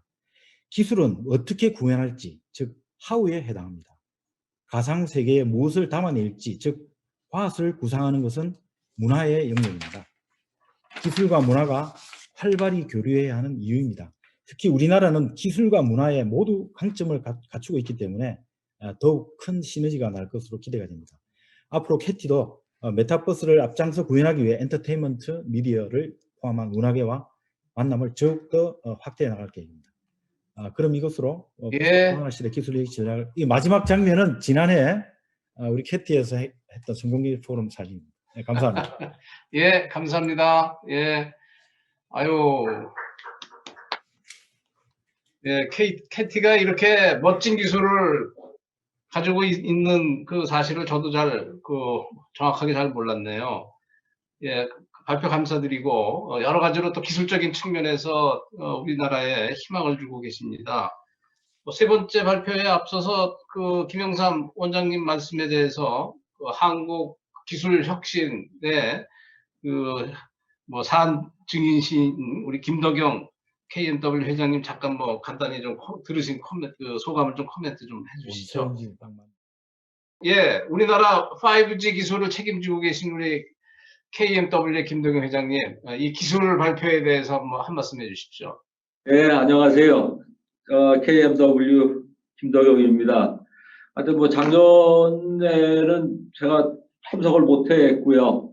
올해 이렇게 해가지고 또 이장우 교수님 또 참석하라고 그러셔가지고 참석하면서 저는 아까 이승환 회장님이 엔지니어라고 하셨는데 정말 저는 올해가 이제 만 30년 혼자 직원 한 명 데리고 시작한 게 30년 전인데 벌써 30년 돼가지고 근데 아직도 정말 저는 뼛속까지 엔지니어를 한 연구실에서 아침부터 저녁까지 그냥 보내고 있습니다. 최근 들어서 아까도 어떤 말씀드렸지만 1년이면 해외 출장을 갔다가 엄청 많이 가지고 아마 칼에 대한항공에 제가 연간 하는 매상 올려주는데 매출 올려주는데 굉장히 기여를 많이 했는데 작년에는 단 한 차례도 비행기 안 타고 출장을 못 다녔는데요. 참 이게 언제까지 이렇게 될지는 모르겠습니다만은 최근 들어서 작년 2019년도는 그래도 굉장히 저희 회사도 실적이 좋았는데 작년 2020년도에는 매출이 거의 한 50% 가까이 떨어졌어요. 저희가 주로 하는 거는 이동통신 단말기 쪽은 아니고 기지국 장비 쪽을 하고 있는데요. 하여튼 작년에 코로나 때문에 그런 거로 다 이해를 하고 있습니다만 5G 기지국 건설에 들어가는 장비나 이런 것들이 굉장히 전 세계적으로 안 되면서 수출도 안 되고 내수도 많이 줄고 해서 매출이 많이 줄었습니다.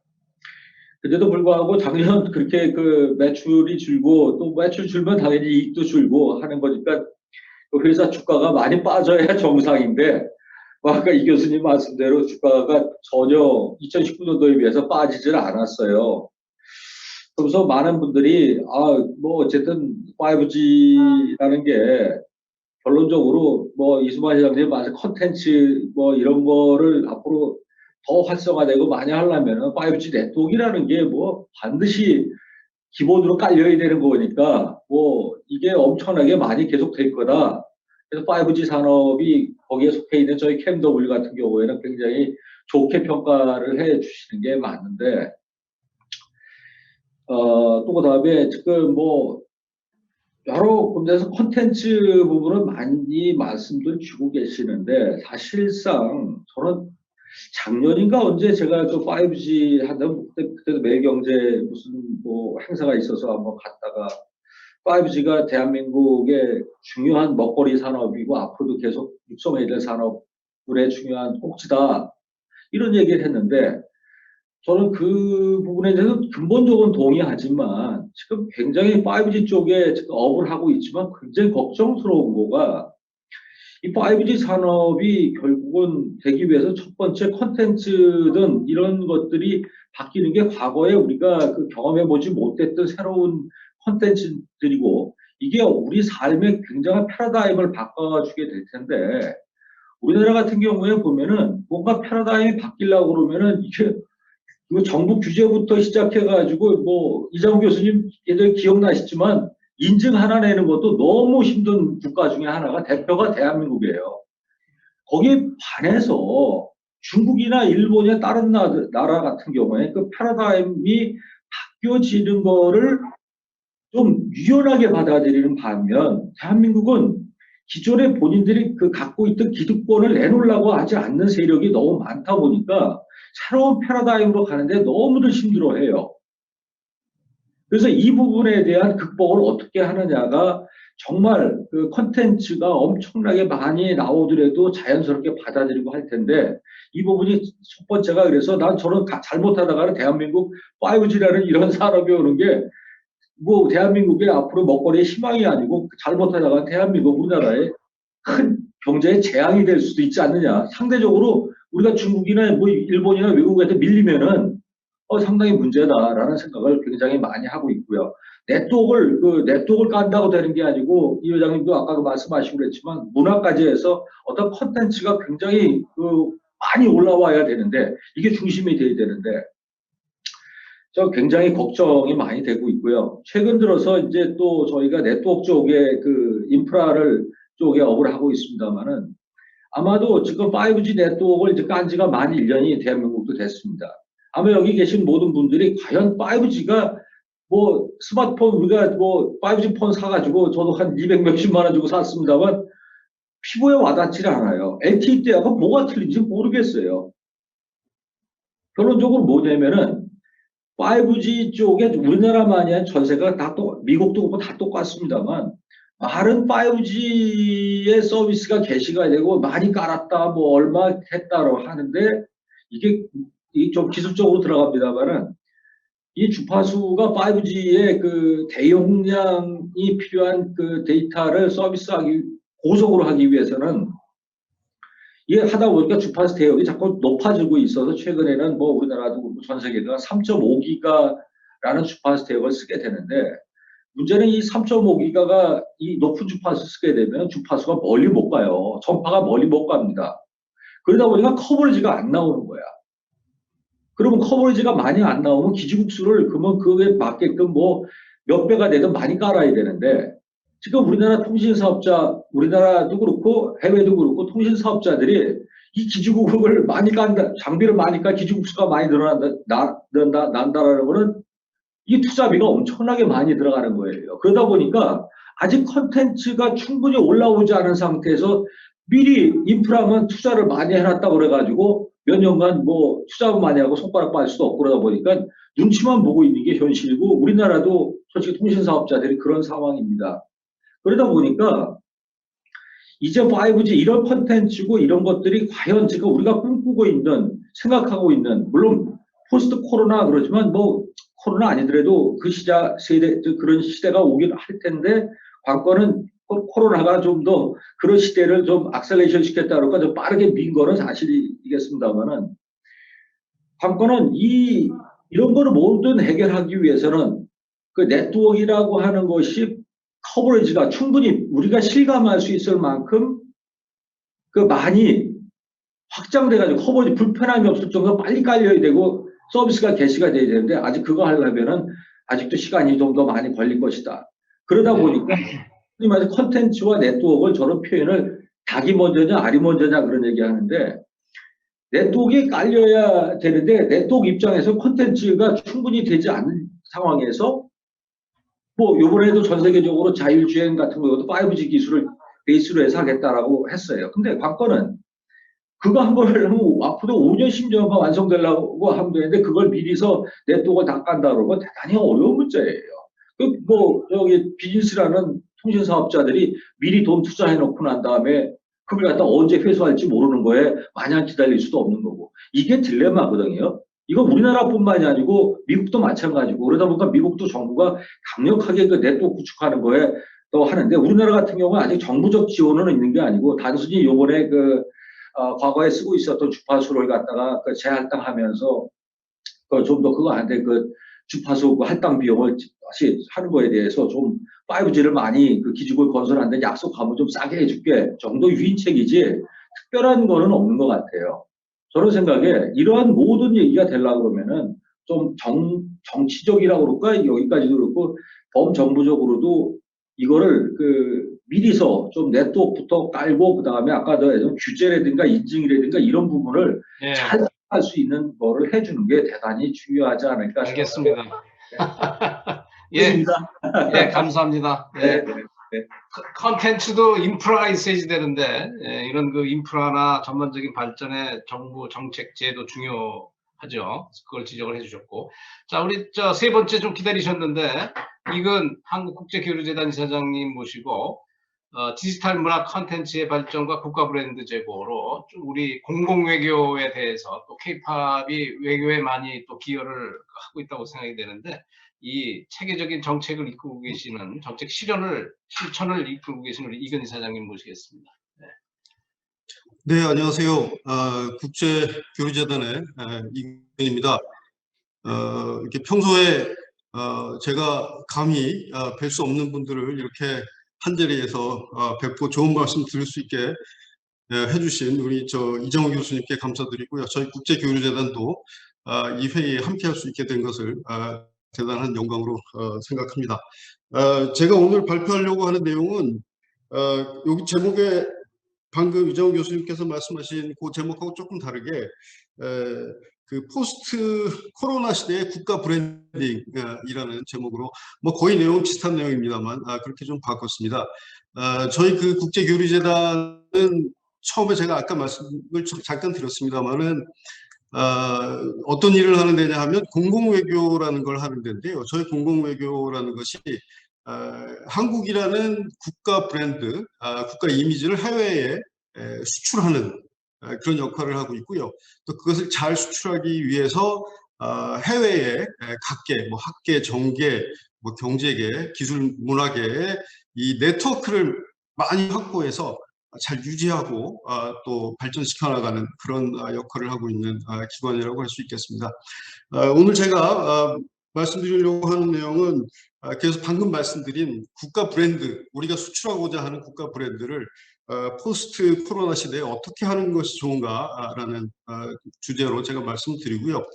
그 말씀을 드리기 전에 아까 홍원표 고문께서 이 방역과 관련돼서 사이버 스페이스 방역을 말씀을 하셨는데 굉장히 중요한 내용이어서 잠깐 한 말씀 드리면 저도 아마 포스트 코로나 시대에는 두 개의 방역의 시대가 될 거다. 하나는 오프라인에서 전염병에 대한 방역을 하는 것이고 또 하나는 온라인에서 이 바이러스, 사이버 바이러스에 대한 방역을 하는 시대인데 둘 중에 하나의 공간만 막혀도 우리들은 매우 답답해 할 수밖에 없는 그런 시대가 됐습니다. 뭐 디지털 공간만 열려도 답답하고 또 오프라인 공간만 열려도 답답하기 때문에 두 개의 방역이 다 같이 잘 돼야 되는데 오늘 제가 미국의 어떤 외교 안보 잡지를 보다가 거기서 이런 아이디어가 나왔습니다. 사이버 WHO라는 것을 만들자. WHO가 기존에 전염병과 관련된 국제기구였다면 이제 사이버 공간에서의 바이러스를 막는 국제기구를 만들자 해서 사이버 WHO라는 그런 구상이 제시가 됐습니다. 그래서 한국 정부가 지금 여기 문체부에서도 뭐 한 분 나오셨는 걸로 알고 있는데 이런 아젠다가 있으면 좀 선도적으로 좀 빨리 나갔으면 좋겠다는 말씀을 드리면서 제 발표를 시작하겠습니다. 그 포스트 팬데믹 시대의 국가 브랜딩이라는 제목인데 여기서 말씀드리는 팬데믹은 사실 코로나라고 이해를 하면 될 것 같고요. 아까 손현독 주필께서도 말씀하셨습니다만은 과연 이 포스트라는 게 가능하겠느냐라는 질문이 있었는데 아마도 하이브리드의 시대로 가지 않을까 이런 생각을 하게 됐습니다. 그런데 저희가 이번에 이 코로나 시대를 겪으면서 한 가지 좀 새로운 그런 현상을 알 수가 있게 되었는데요. 이제 화면에 보시는 것 같이 그 코로나 시대를 겪으면서 과연 선진 강대국이 무엇인가라는 것에 대한 새로운 생각을 하게 됐습니다. 아까 이수만 총괄 프로듀서께서 우리가 강대국이 될 수 있다는 말씀을 하셨는데 이 코로나를 겪으면서 우리가 강대국에 실질적으로 굉장히 근접해 있다는 것을 알 수가 있었는데요. 예전에 강대국이라고 우리가 선진 강대국이라고 생각을 할 때 이 국민의 생명과 재산을 가장 문명화된 방법으로 보호할 수 있는 국가, 예를 들면 전쟁으로부터 보호한다거나 질병으로부터 보호한다거나 아니면 가난, 빈곤으로부터 가장 문명적인 방법으로 보호할 수 있는 국가들을 우리가 선진국이라고 그리고 선진 강대국이라고 생각을 했었죠. 거기에 이제 포함되어 있는 국가들이 G7으로 통칭되는 국가들인데 이번에 보니까 이 매우 특이한 그 현상이 일어났는데 이런 G7에 있는 국가들이 의외로 코로나라는 그 팬데믹에 대해서 국민의 생명과 재산을 대한민국보다 더 잘 보호하지를 못한다는 것을 알 수 있게 됐어요. 미국 같은 경우에는 이미 2차 대전 때 전쟁에서 전사한 사람의 숫자보다 더 많은 사람들이 사망을 했고 또 경제도 잘 안 돌아가서 국민의 재산을 잘 보호할 수 있는지에 대한 의문도 생겼죠. 그런 면에서 이제 선진국의 조건이라는 것이 굉장히 다른 개념 규정을 해야 될 때로 바뀐 것이 아닌가 하는 생각을 하게 됩니다.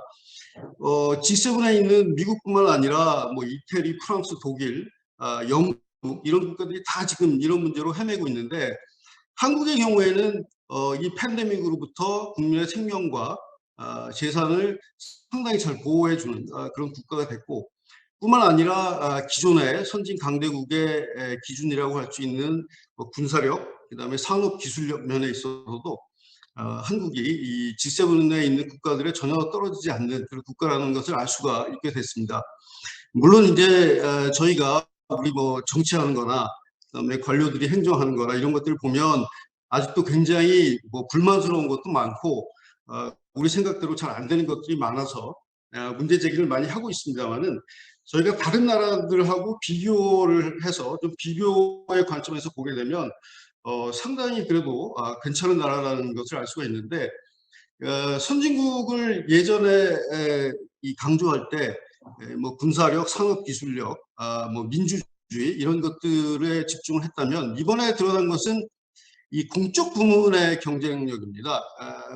그 전에 우리가 많이 강조한 게 이제 민간 영역의 프라이빗 섹터의 경쟁력을 주로 얘기를 했다면 이번에는 그것뿐만 아니라 퍼블릭 섹터, 공적 부문의 경쟁력도 굉장히 중요한 선진국의 요인이 되겠구나.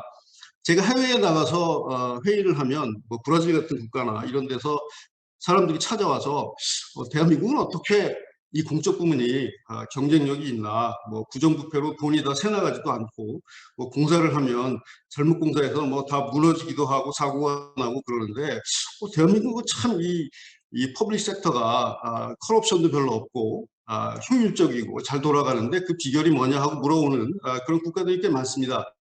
근데 이번에 저희가 방역을 하면서 느꼈겠지만 저희가 공적 영역에서 치안이나 위생과 관련된 그런 그 행정력뿐만 아니라 선거 관리라든가 일상생활에서의 전산화, 그다음에 운송 및 통신 인프라 이런 것과 관련된 그 퍼블릭 섹터의 경쟁력이 세계적인 경쟁력을 갖고 있다. 물론 아직도 불만스러운 부분은 있습니다만은 그런 것들을 알 수가 있었고요. 그다음에 또 하나는 퍼블릭 프라이빗 파트너십인데 방역 지침과 그다음에 우리 시민들이 거기에 따르는 것들을 보면 상당히 다른 선진 국가들에 비해서 협조적이다. 물론 이게 꼭 좋은 것만은 아닙니다만 너무 이렇게 수동적인 게 그래도 상당히 문명적인 방법으로 국민의 생명과 재산을 지금 보호하는 그런 행태들을 보여주고 있죠. 예를 들어서 마스크를 착용한다거나 거리두기를 한다거나 아니면 뭐 컨택트 트레이싱을 한다거나 재택근무를 얼마나 협조적으로 잘하는가 등을 보면 그 퍼블릭 프라이빗 파트너십이 굉장히 선진적이다. 그 다음에 민주주의와 인권의 문제도 이 부분에 대해서는 뭐 갑론을박이 많이 되고 있습니다만은 상당히 우리 개인정보보호라든가 인권과 관련해서 시민들이 그리고 언론이 감시를 많이 하고 있다. 한국은 특히 저는 민주주의에 대해서는 굉장히 희망적으로 보는 게 한국 국민들이 배가 고파서 거리로 잘 뛰쳐나오지는 않지만 민주주의, 자유, 인권을 위해서는 뭐 이 날씨도 개의치 않고 거리로 나와서 이 시위를 하고 데모를 하고 하는 그런 국가이기 때문에 민주주의와 관련해서는 저는 상당히 희망적인 그런 국가라고 보고 있습니다. 그 다음에 아까 말씀드린 대로 군사력이 뛰어나다고 해서 꼭 국민의 생명과 재산을 잘 보호하는 건 아니다. 그래서 선진국의 개념 그리고 선진 강대국의 개념이 군사력, 산업, 기술력이라는 기준만 가지고는 앞으로 규정하기 어렵다는 것이고요. 앞에서도 많은 말씀을 해주셨지만 저희가 IT 인프라가 잘 돼 있고 혁신 능력, 그다음에 뭐 빠른 대응력 같은 것들을 갖고 있습니다. 그래서 그 선진 강국이 국민의 생명과 재산을 가장 문명화된 방법으로 보호할 수 있는 국가라는 개념 규정을 한다면 한국이 저는 명실공히 탑10 선진국 안으로 이미 저는 진입을 했다라고 생각을 하고요. 그렇다면 이제 그 이 팬데믹의 시대가 어느 정도 좀 누그러져서 정상화로 간다면 어떤 방식의 정상화로 갈 것인가라는 것을 좀 생각을 해봤는데요. 뭐 그 포스트 팬데믹 아니면 뭐 윗 팬데믹의 세계에 대해서는 이미 다른 석학들께서 많이 말씀을 하셨으니까 저는 조금 다른 관점에서 말씀을 드리면 아마도 이제 백신이 보급이 돼서 사람들이 어느 정도 일상생활로 돌아오게 되면 사람들이 이 정상화를 자유와 해방과 힐링의 관점에서 출발하게 될 것이다라고 저는 보고 있습니다. 그게 왜냐하면 아까도 말씀드린 대로 우리가 오프라인 공간과 온라인 공간에 두 개의 공간이 있는데 그 중에 하나의 공간만 닫혀도 사람들이 굉장히 답답해하고 제가 새드라고 표현합니다만 스트레스와 에일리어네이션과 디프레션 이러한 그 굉장히 정신적인 질병을 갖게 되는 것이죠. 지금 이미 여기 계신 분들도 너무너무 답답하고 좀 밖으로 뛰쳐나가고 싶고 좀 정상적인 생활을 하고 싶으실 텐데 그게 이제 오프라인 공간이 닫혀버렸기 때문에 그런 것이 발생이 된 것이죠. 근데 백신이 공급이 돼서 포스트 팬데믹으로 어느 정도 넘어가기 시작하면 사람들이 이제 힐링의 관점에서 정상화를 바라볼 거다. 일단 대규모 모임을 우리가 못했었는데 그 가장 전형적인 예가 콘서트, 그 다음에 뭐 야구장이나 축구장에 가서 운동 경기를 보는 것, 뭐 영화관에 가서 영화를 보는 것, 그 다음에 대규모의 청중을 모아놓고 강연을 한다거나 뭐 대규모 잔치를 한다거나 학교를 간다거나 하는 이런 대규모 모임을 할 수 있게 됨으로 인해서 대단한 힐링을 할 수 있다는 생각을 하게 될 것이고 자유로운 이동, 뭐 여행이나 출장이나 뭐 이렇게 구경하러 간다거나 하는 이런 자유로운 이동도 정상화로 되는 것이지만 결국 이게 힐링의 관점에서 사람들이 받아들일 것이다. 마스크를 벗는 것도 그렇고요. 그다음에 광장에서 우리가 정치적인 시위를 한다거나 국민들이 목소리를 낼 수 있는 이런 그 광장이라는 기회, 이 오프라인 공간에서의 힐링이라는 것들을 국민들이 어마어마하게 찾을 것이다라고 봅니다. 그래서 디지털 공간과 오프라인 공간은 서로 이게 그 보완적인 관계지 이게 배타적인 관계는 아니라는 것이죠. 그리고 이제 두 번째로 포스트 팬데믹 세계의 특징 중에 하나가 아까 뭐 윗 팬데믹이라는 말씀을 하셨습니다만은 하이브리드가 새로운 노멀이 될 거다. 그래서 이 하이브리드로 가는 과정에서 위생 수준의 기준이 굉장히 상향될 거라고 봅니다. 그래서 대한민국이 이미 굉장히 뭐 깨끗하고 잘 되어 있는 나라지만 거의 일본 수준의 위생 수준과 그다음에 깨끗함으로 저희가 발전되지 않을까 이런 생각을 하고요. 그 다음에 오프라인 공간에서 아까 힐링을 하고 자유를 만끽하기 위해서는 항체 증명, 내가 예방주사를 맞아서 항체가 생겼다, 백신을 맞았다라는 그 백신 패스포트 같은 것들, 이런 것들을 꼭 일상적으로 가지고 다니면서 증명을 해야 되는 그런 시대가 올 거라고 봅니다. 그런데 이런 하이브리드 시대에서도 아까 이제 앞에서 발표하신 분들께서 강조하셨듯이 디지털 혁명은 계속 가속이 될 것이고요.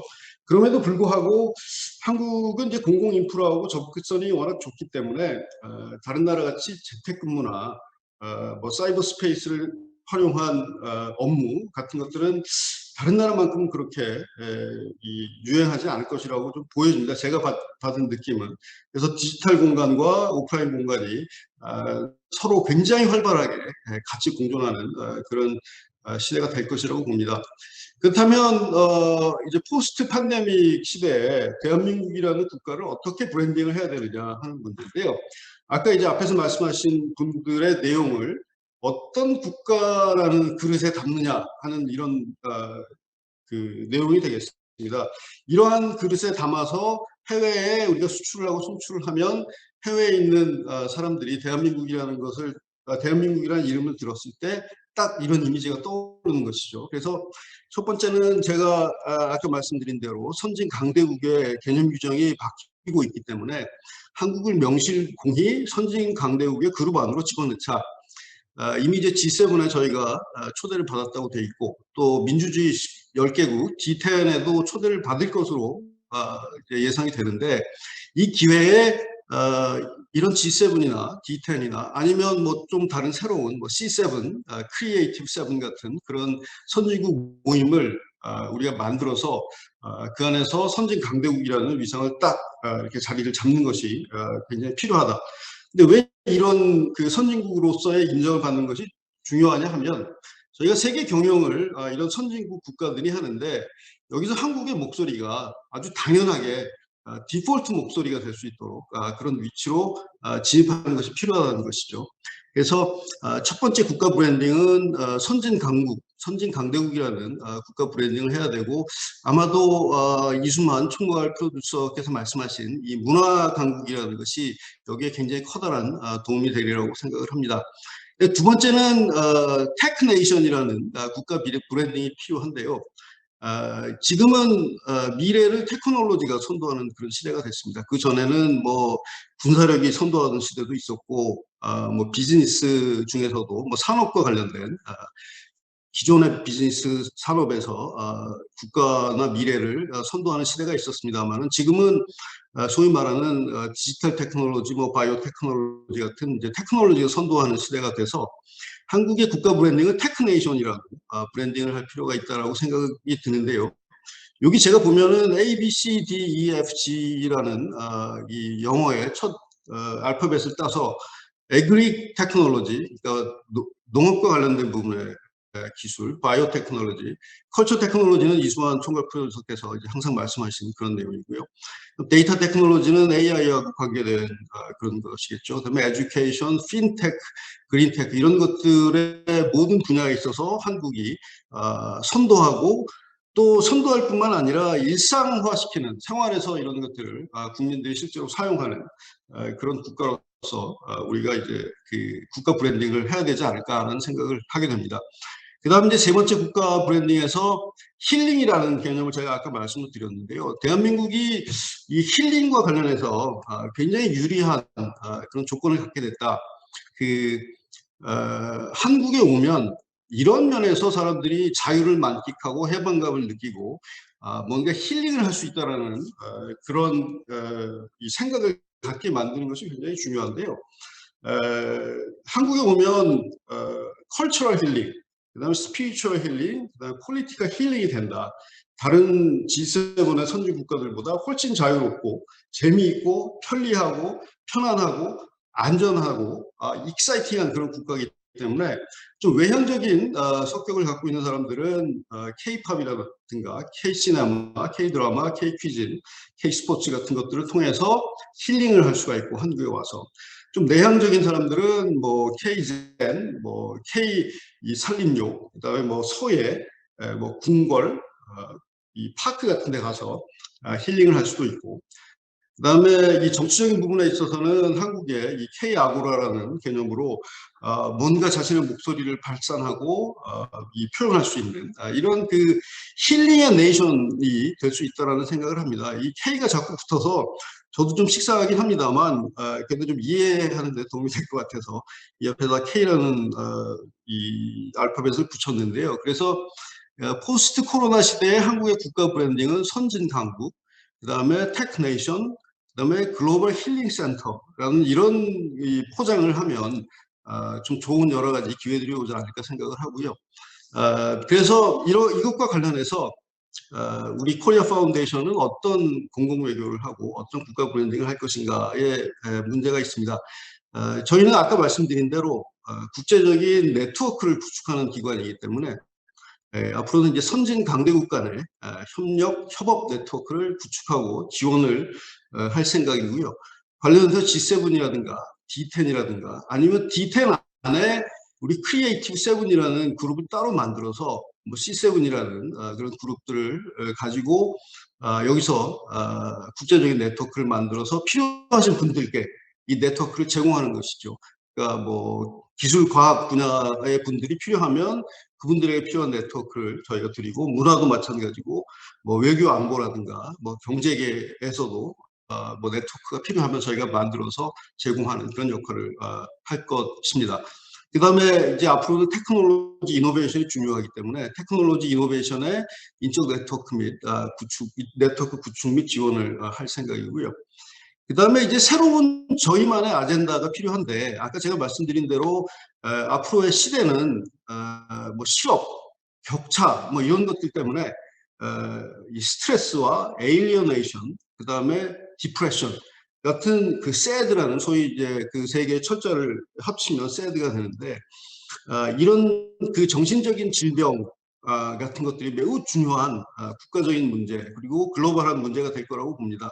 그래서 이런 그 이 마이너스적인 세계화에 대해서 어떻게 우리가 대처할 것인가 하는 그런 아젠다를 개발하고 거기에 관련된 네트워킹을 우리가 좀 구축을 해볼 것이라고 저희가 계획을 하고 있고요. 왜 그럼 이런 일들을 하느냐? 뭐 너무나 당연한 얘기지만 저희가 궁극적으로는 먹거리를 만들기 위해서 하는 것이고요. 그 다음에 이제 삼거리라는 말을 제가 이제 만들어 봤는데, 어떠한 방식으로 우리가 잘 살 것인가라는 것들도 같이 좀 만들어야 되지 않겠는가 해서 저희가 국가 브랜딩을 그렇게 하고 또 그것과 관련된 네트워크를 만들어서 국민들에게 좋은 먹거리 그리고 좋은 삼거리를 제공할 수 있는 그런 계획을 갖고 있습니다. 여기서 일단 발표를 마치겠습니다. 예, 아유, 감사합니다. 저희가 외교에도 특히 공공외교에도 창의성이 필요하다는 것을 우리 이근 이사장님 뵐 때마다 좀 느끼고 있습니다. 여기 오늘 나온 크리에이티브한 그 어젠다들이, 외교의 어젠다들이 너무 많이 제안이 된 것 같아서 정말 반갑고요. 뭐 저희가 25분에는 끝을 내야 될 것 같아서 간단하게 이제 몇 분 말씀을 좀 듣겠습니다. 바로 이 세 번째 발제를 우리 노재현 동아시아문화센터 원장님 항상 일본, 중국 등등 해서 이런 그 외교 교류에 대해서 많은 힘을 쓰고 계시고, 또 최근 한중수교 30주년 기념 사업도 주도하고 계신데 간단하게 좀 인사 겸해서 한 말씀 해주시죠. 네, 안녕하세요. 동아시아 문화센터 원장 노재현입니다. 좋은 말씀 잘 들었고요. 발언 기회 주셔서 감사합니다. 중국 관계, 한중 관계 점점 어려워집니다. 특히 이 본질적으로 다 아시다시피 또 중국은 이 서로 만나는 게 중요한데 지금 계속 언택트로 가다 보니까 도무지 이제 오리무중인 경우가 참 많아지고요. 레이더를 세우고 있습니다만 쉽지는 않습니다. 특히 우리 본질적인 한중 관계 다이내믹 변하고 있고, 또 뭐 미중 관계 지금 뭐 바이든 출범하면서 계속 압력 보내고 있고, 시진핑 어저께 다보스 포럼에서 뭐 굉장히 그 방어적으로 얘기하긴 했지만 또 경계를 많이 하고 있고, 어떻게 될지 모르는 상황이고, 코로나 여러 가지가 합쳐져서 굉장히 챌린징한 것 같습니다. 물론 이제 우려와 더불어 기회도 많이 제공이 될 것 같고요. 저는 이제 우려보다는 어떻게 하면 우리가 기회를 찾을 수 있을까, 이런 것들을 많이 찾아보려고 노력을 하고 있습니다. 근데 그 중에 하나로서 여러분들 많이 들어보신 그 중국 그 경제 계획 중에서 쌍순환 다 들어보셨을 겁니다. 뭐 여태까지 그 해왔던 경제 발전 계획을 약간 수정한 것인데 내수 시장을 성장을 중심으로 새로 삼아서 육성하고 해외 시장은 미국 의존도를 탈피해서 다변화하여 그 함께 키워가겠다는 전략을 담은 것으로 향후 5년간 중국 경제를 결정할 5개년 경제개발 계획의 핵심으로 지금 자리 잡고 있죠. 이런 쌍순환 전략 안에서 저희가 한중협력 여러 가지 기회들을 경제와 산업 중심으로 조금 찾아봤으면 하는 기대를 가지고 있습니다. 우선 첫 번째 우리 중국 지도부가 중시하는 것을 보면 내수성장 핵심으로 우선 그 과학기술 발전 또 기술 자립도 이런 것을 통해서 기술 자립 경제 건설을 핵심으로 보고 있습니다. 이런 육성 기술 중에서도 우리가 잘하고 있는 반도체, 배터리 이런 것들이 주로 중국보다 비교에 있어서 우리가 협력에 좋은 기회로 작용될 것이라고 생각이 들고 있습니다. 다만 이런 기회가 중국이 원하는 것을 주고 좀 가치 사슬에 올라타는 뭐 이런 모델을 우리가 추구할 때 더 가능할 것이라고 생각이 들어요. 뭐 예를 들어서 반도체 분야를 본다면 우리 삼성전자가 올해부터 시안에 난드 생산 공장을 80억 추가 투자하는 것을 비롯해서 또 하이닉스가 파운드리 시설을 우시 합작법인으로 옮기는 것들 이렇게 뭐 한 세대 전의 기술은 중국과 합작하여 같이 공격을 하고 또 초격차 기술은 계속적인 독자 개발과 혁신으로서 중국과의 격차를 유지하는 것이 중요할 것으로 생각이 좀 듭니다. 또 하나 쌍순환의 정책 중에 하나는 그 다변화된 대외 시장 개방 정책입니다.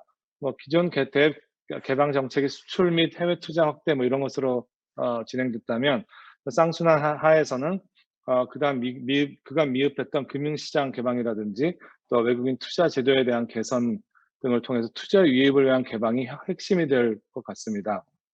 따라서 제도 미비로 해서 우리 문화 콘텐츠 뭐 포맷 수출이라든지 이렇게 제한되어 있고 또 최근까지 이제 한한령이 여태까지 계속 제한적으로 제한을 많이 가하고 있는데 우리 한국 경쟁력 있는 문화 콘텐츠 기업들이 이제 쌍순환 새로운 제도 하에서 다양한 투자 협력 모델을 통해서 진행되지 않을까 하는 기대를 가지고 있습니다.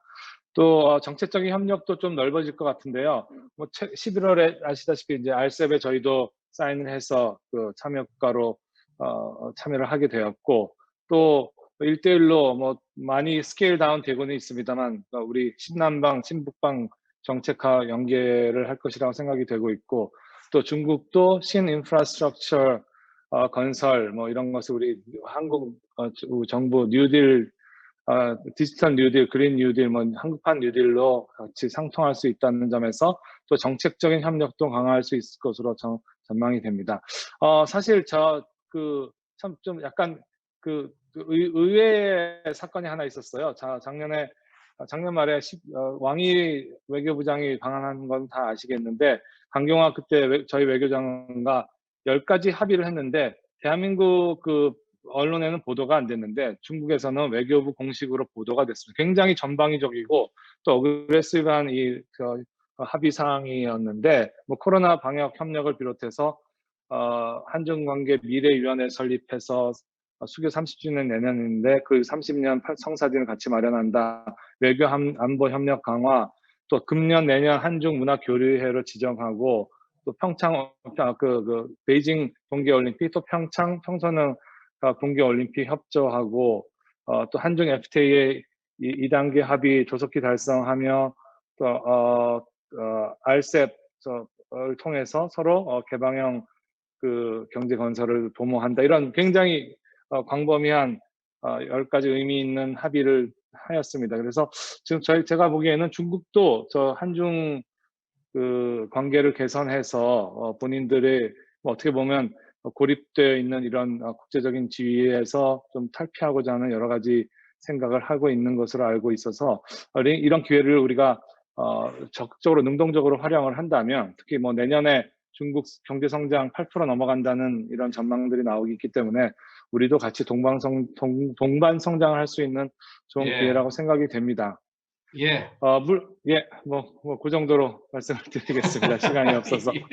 예, 감사합니다. 또 예. 앞으로 저기 한중 수교 30주년 기념 사업을 하시니까 그거 관련해 가지고 저희가 따로 자리를 좀 한번 만들겠습니다. 네, 알겠습니다. 감사합니다. 예, 마무리하는 그 순서로 우리 몇 분 좀 말씀 좀 간단히 좀 그 소감 겸해서 듣겠습니다. 우리 뭐 다른 분 또 먼저 한번 그 말씀 여쭤보겠습니다. 남인봉 아이마켓 코리아 대표님 음성만 나오시는데. 네, 안녕하십니까. 남인봉입니다. 예, 제가 그 줌으로 회사에서 노트북은 주로 오디오만 나오는 걸 하다 보니까 디세이블 된 걸 몰라가지고요. 사전에 해제 더 신비롭고 못해서 좋네. 죄송합니다. 이렇게 막내가 시커먼 화면으로 뵙게 해드려서. 예. 저희는 주로 제조업체에서 필요로 하는 생산 라인에 소모성 자재를 공급하는 회사인데요. 작년에 우리 고객사 해외 공장들 락다운 때문에 사실 수출 차질도 많고 좀 힘들었습니다. 그것보다도 저희가 2011년에 삼성그룹에서 인터파크가 경영권 지분을 인수했는데 저희 모회사는 뭐 여행업이나 공연 예약 쪽에서 아주 치명적으로 힘든 시기를 지금까지 보내고 있어서요. 코로나가 위드 코로나가 아니기를 간절히 기도하고 있습니다. 그렇지만 오늘 뭐 이승만 회장님이나 귀한 말씀들 아주 귀담아 잘 듣고 이런 세상에서 우리가 어떻게 대응해 나가야 될지를 다시 한번 생각하는 좋은 기회가 됐습니다. 감사드립니다. 고맙습니다. 아이고, 고맙습니다. 사실 막내는 남인봉 대표가 아니시고요. 남인봉 대표님은 충분히 그 연륜이 있으시고 이준행 스트리미 대표가 막내예요. 그 블록체인, 우리나라 가장 권위 있는 그 전문가인데 고팍스라는 그 암호화폐도 지금 운영하고 있고 최근 그 블록체인 비트코인의 전망에 대해서 벌써 한 1년, 2년 전서부터 지금 장세를 예견했던 분입니다. 우리 이준행 대표. 안녕하십니까. 이준행입니다. 우리 비트코인 전망에 대해서 시간이 많지 않으니까 간단하게 좀. 네. 이번에도 초대시켜 주셔서 정말 감사드리고 제가 오늘 그 스케줄 컨플릭트가 있어가지고 좀 늦게 조인하게 된 점 넓은 마음을 양해 부탁드립니다. 굉장히 저희 비트코인이랑도 어떻게 보면 앞에 두 세션들이 굉장히 관련 있는 그런 토픽이라고 생각을 하는데요. 최근에 뭐 자세한 뉴스는 궁금하시면은 따로 물어보시면 제가 친절하게 상세하게 답해드리겠습니다. 미국에서 중국에 대한 어떤 견제책으로 이 가상자산과 블록체인이라는 기술을 선정을 하는 것과 같은 움직임이 보여지고 있습니다. 그런 것과 동시에 지금 현 유동성 장세 덕분에 사실은 이제 비트코인과 가상자산 시장은 지금 굉장히 좀 우상향이 좀 기대가 되는 상황입니다. 전망이라고 할 거는 뭐 사실은 디지털 금이라고 해서 그 대체제로 이제는 기관들 중심으로 이제 인정을 받아서 어답션이 진행이 되고 있고요. 그리고 아무래도 그러다 보니까 지난 2017년, 18년과 같은 그런 큰 변동성을 갖고 있고 주로 이제 리테일들이 이끄는 그런 혼란스러운 투기장은 보다 좀 덜할 것 같다라고 이제 예상이 됩니다. 혹시 어쨌든 남들이 엄청 좀 힘든 시기에 어떻게 보면은 저희가 지난 한 3년 동안 좀 힘들었고 이제는 어떻게 보면은 회사 운영 자체는 조금 나아지는 그런 상황이긴 한데요.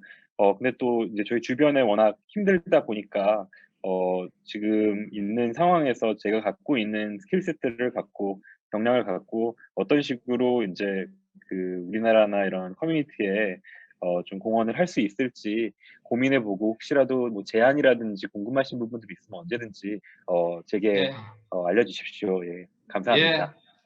비트코인은 꾸준히 갈 거고 우리 궁금하신 거는 우리 이준행 대표한테 개별적으로 또 블록체인 관련된 거는 상담을 받으시면 되겠습니다.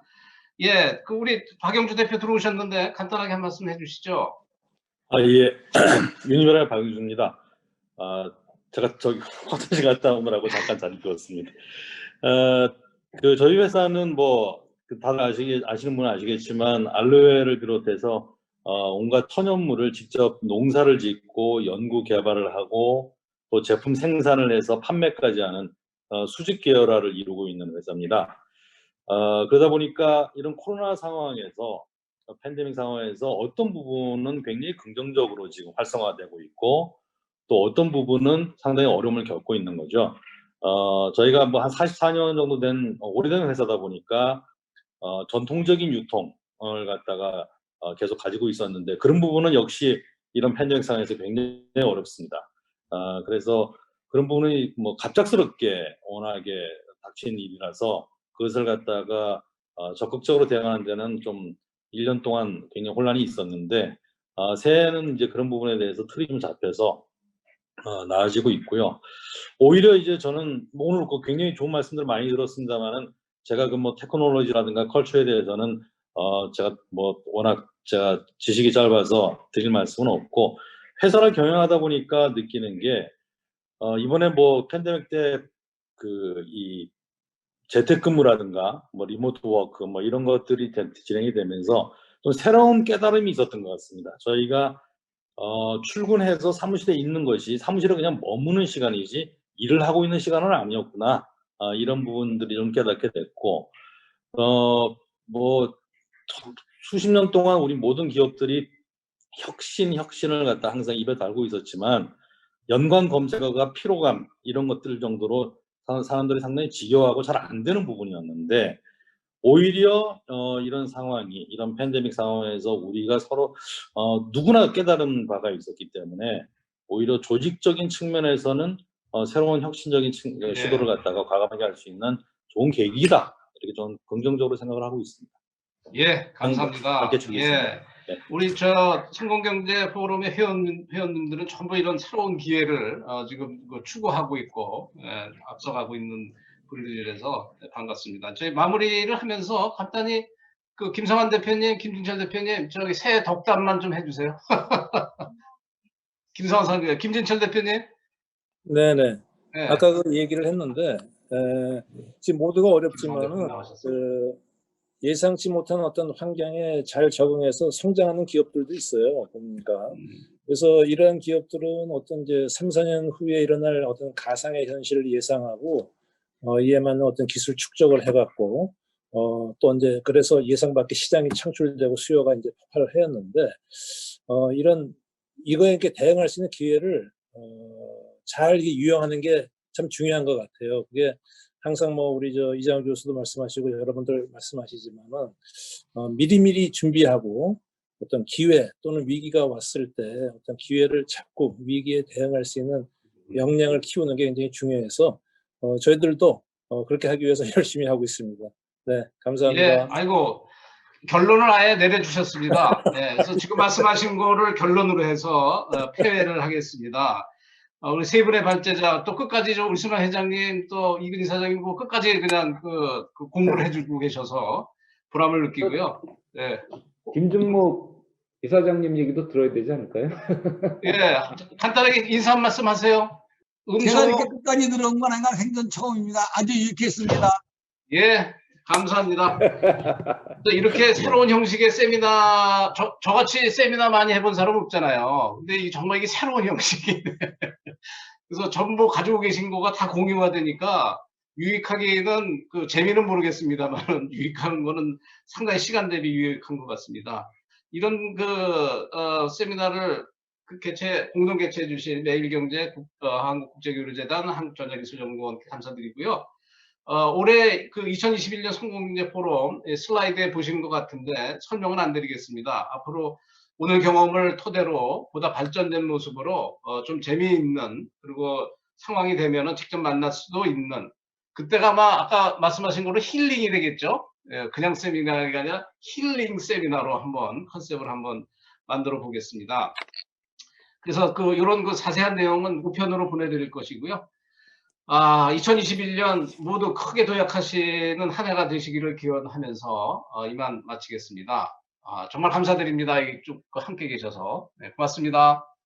네, 수고하셨습니다. 전부들 수고 많이 네, 하셨습니다. 고맙습니다. 감사합니다. 네.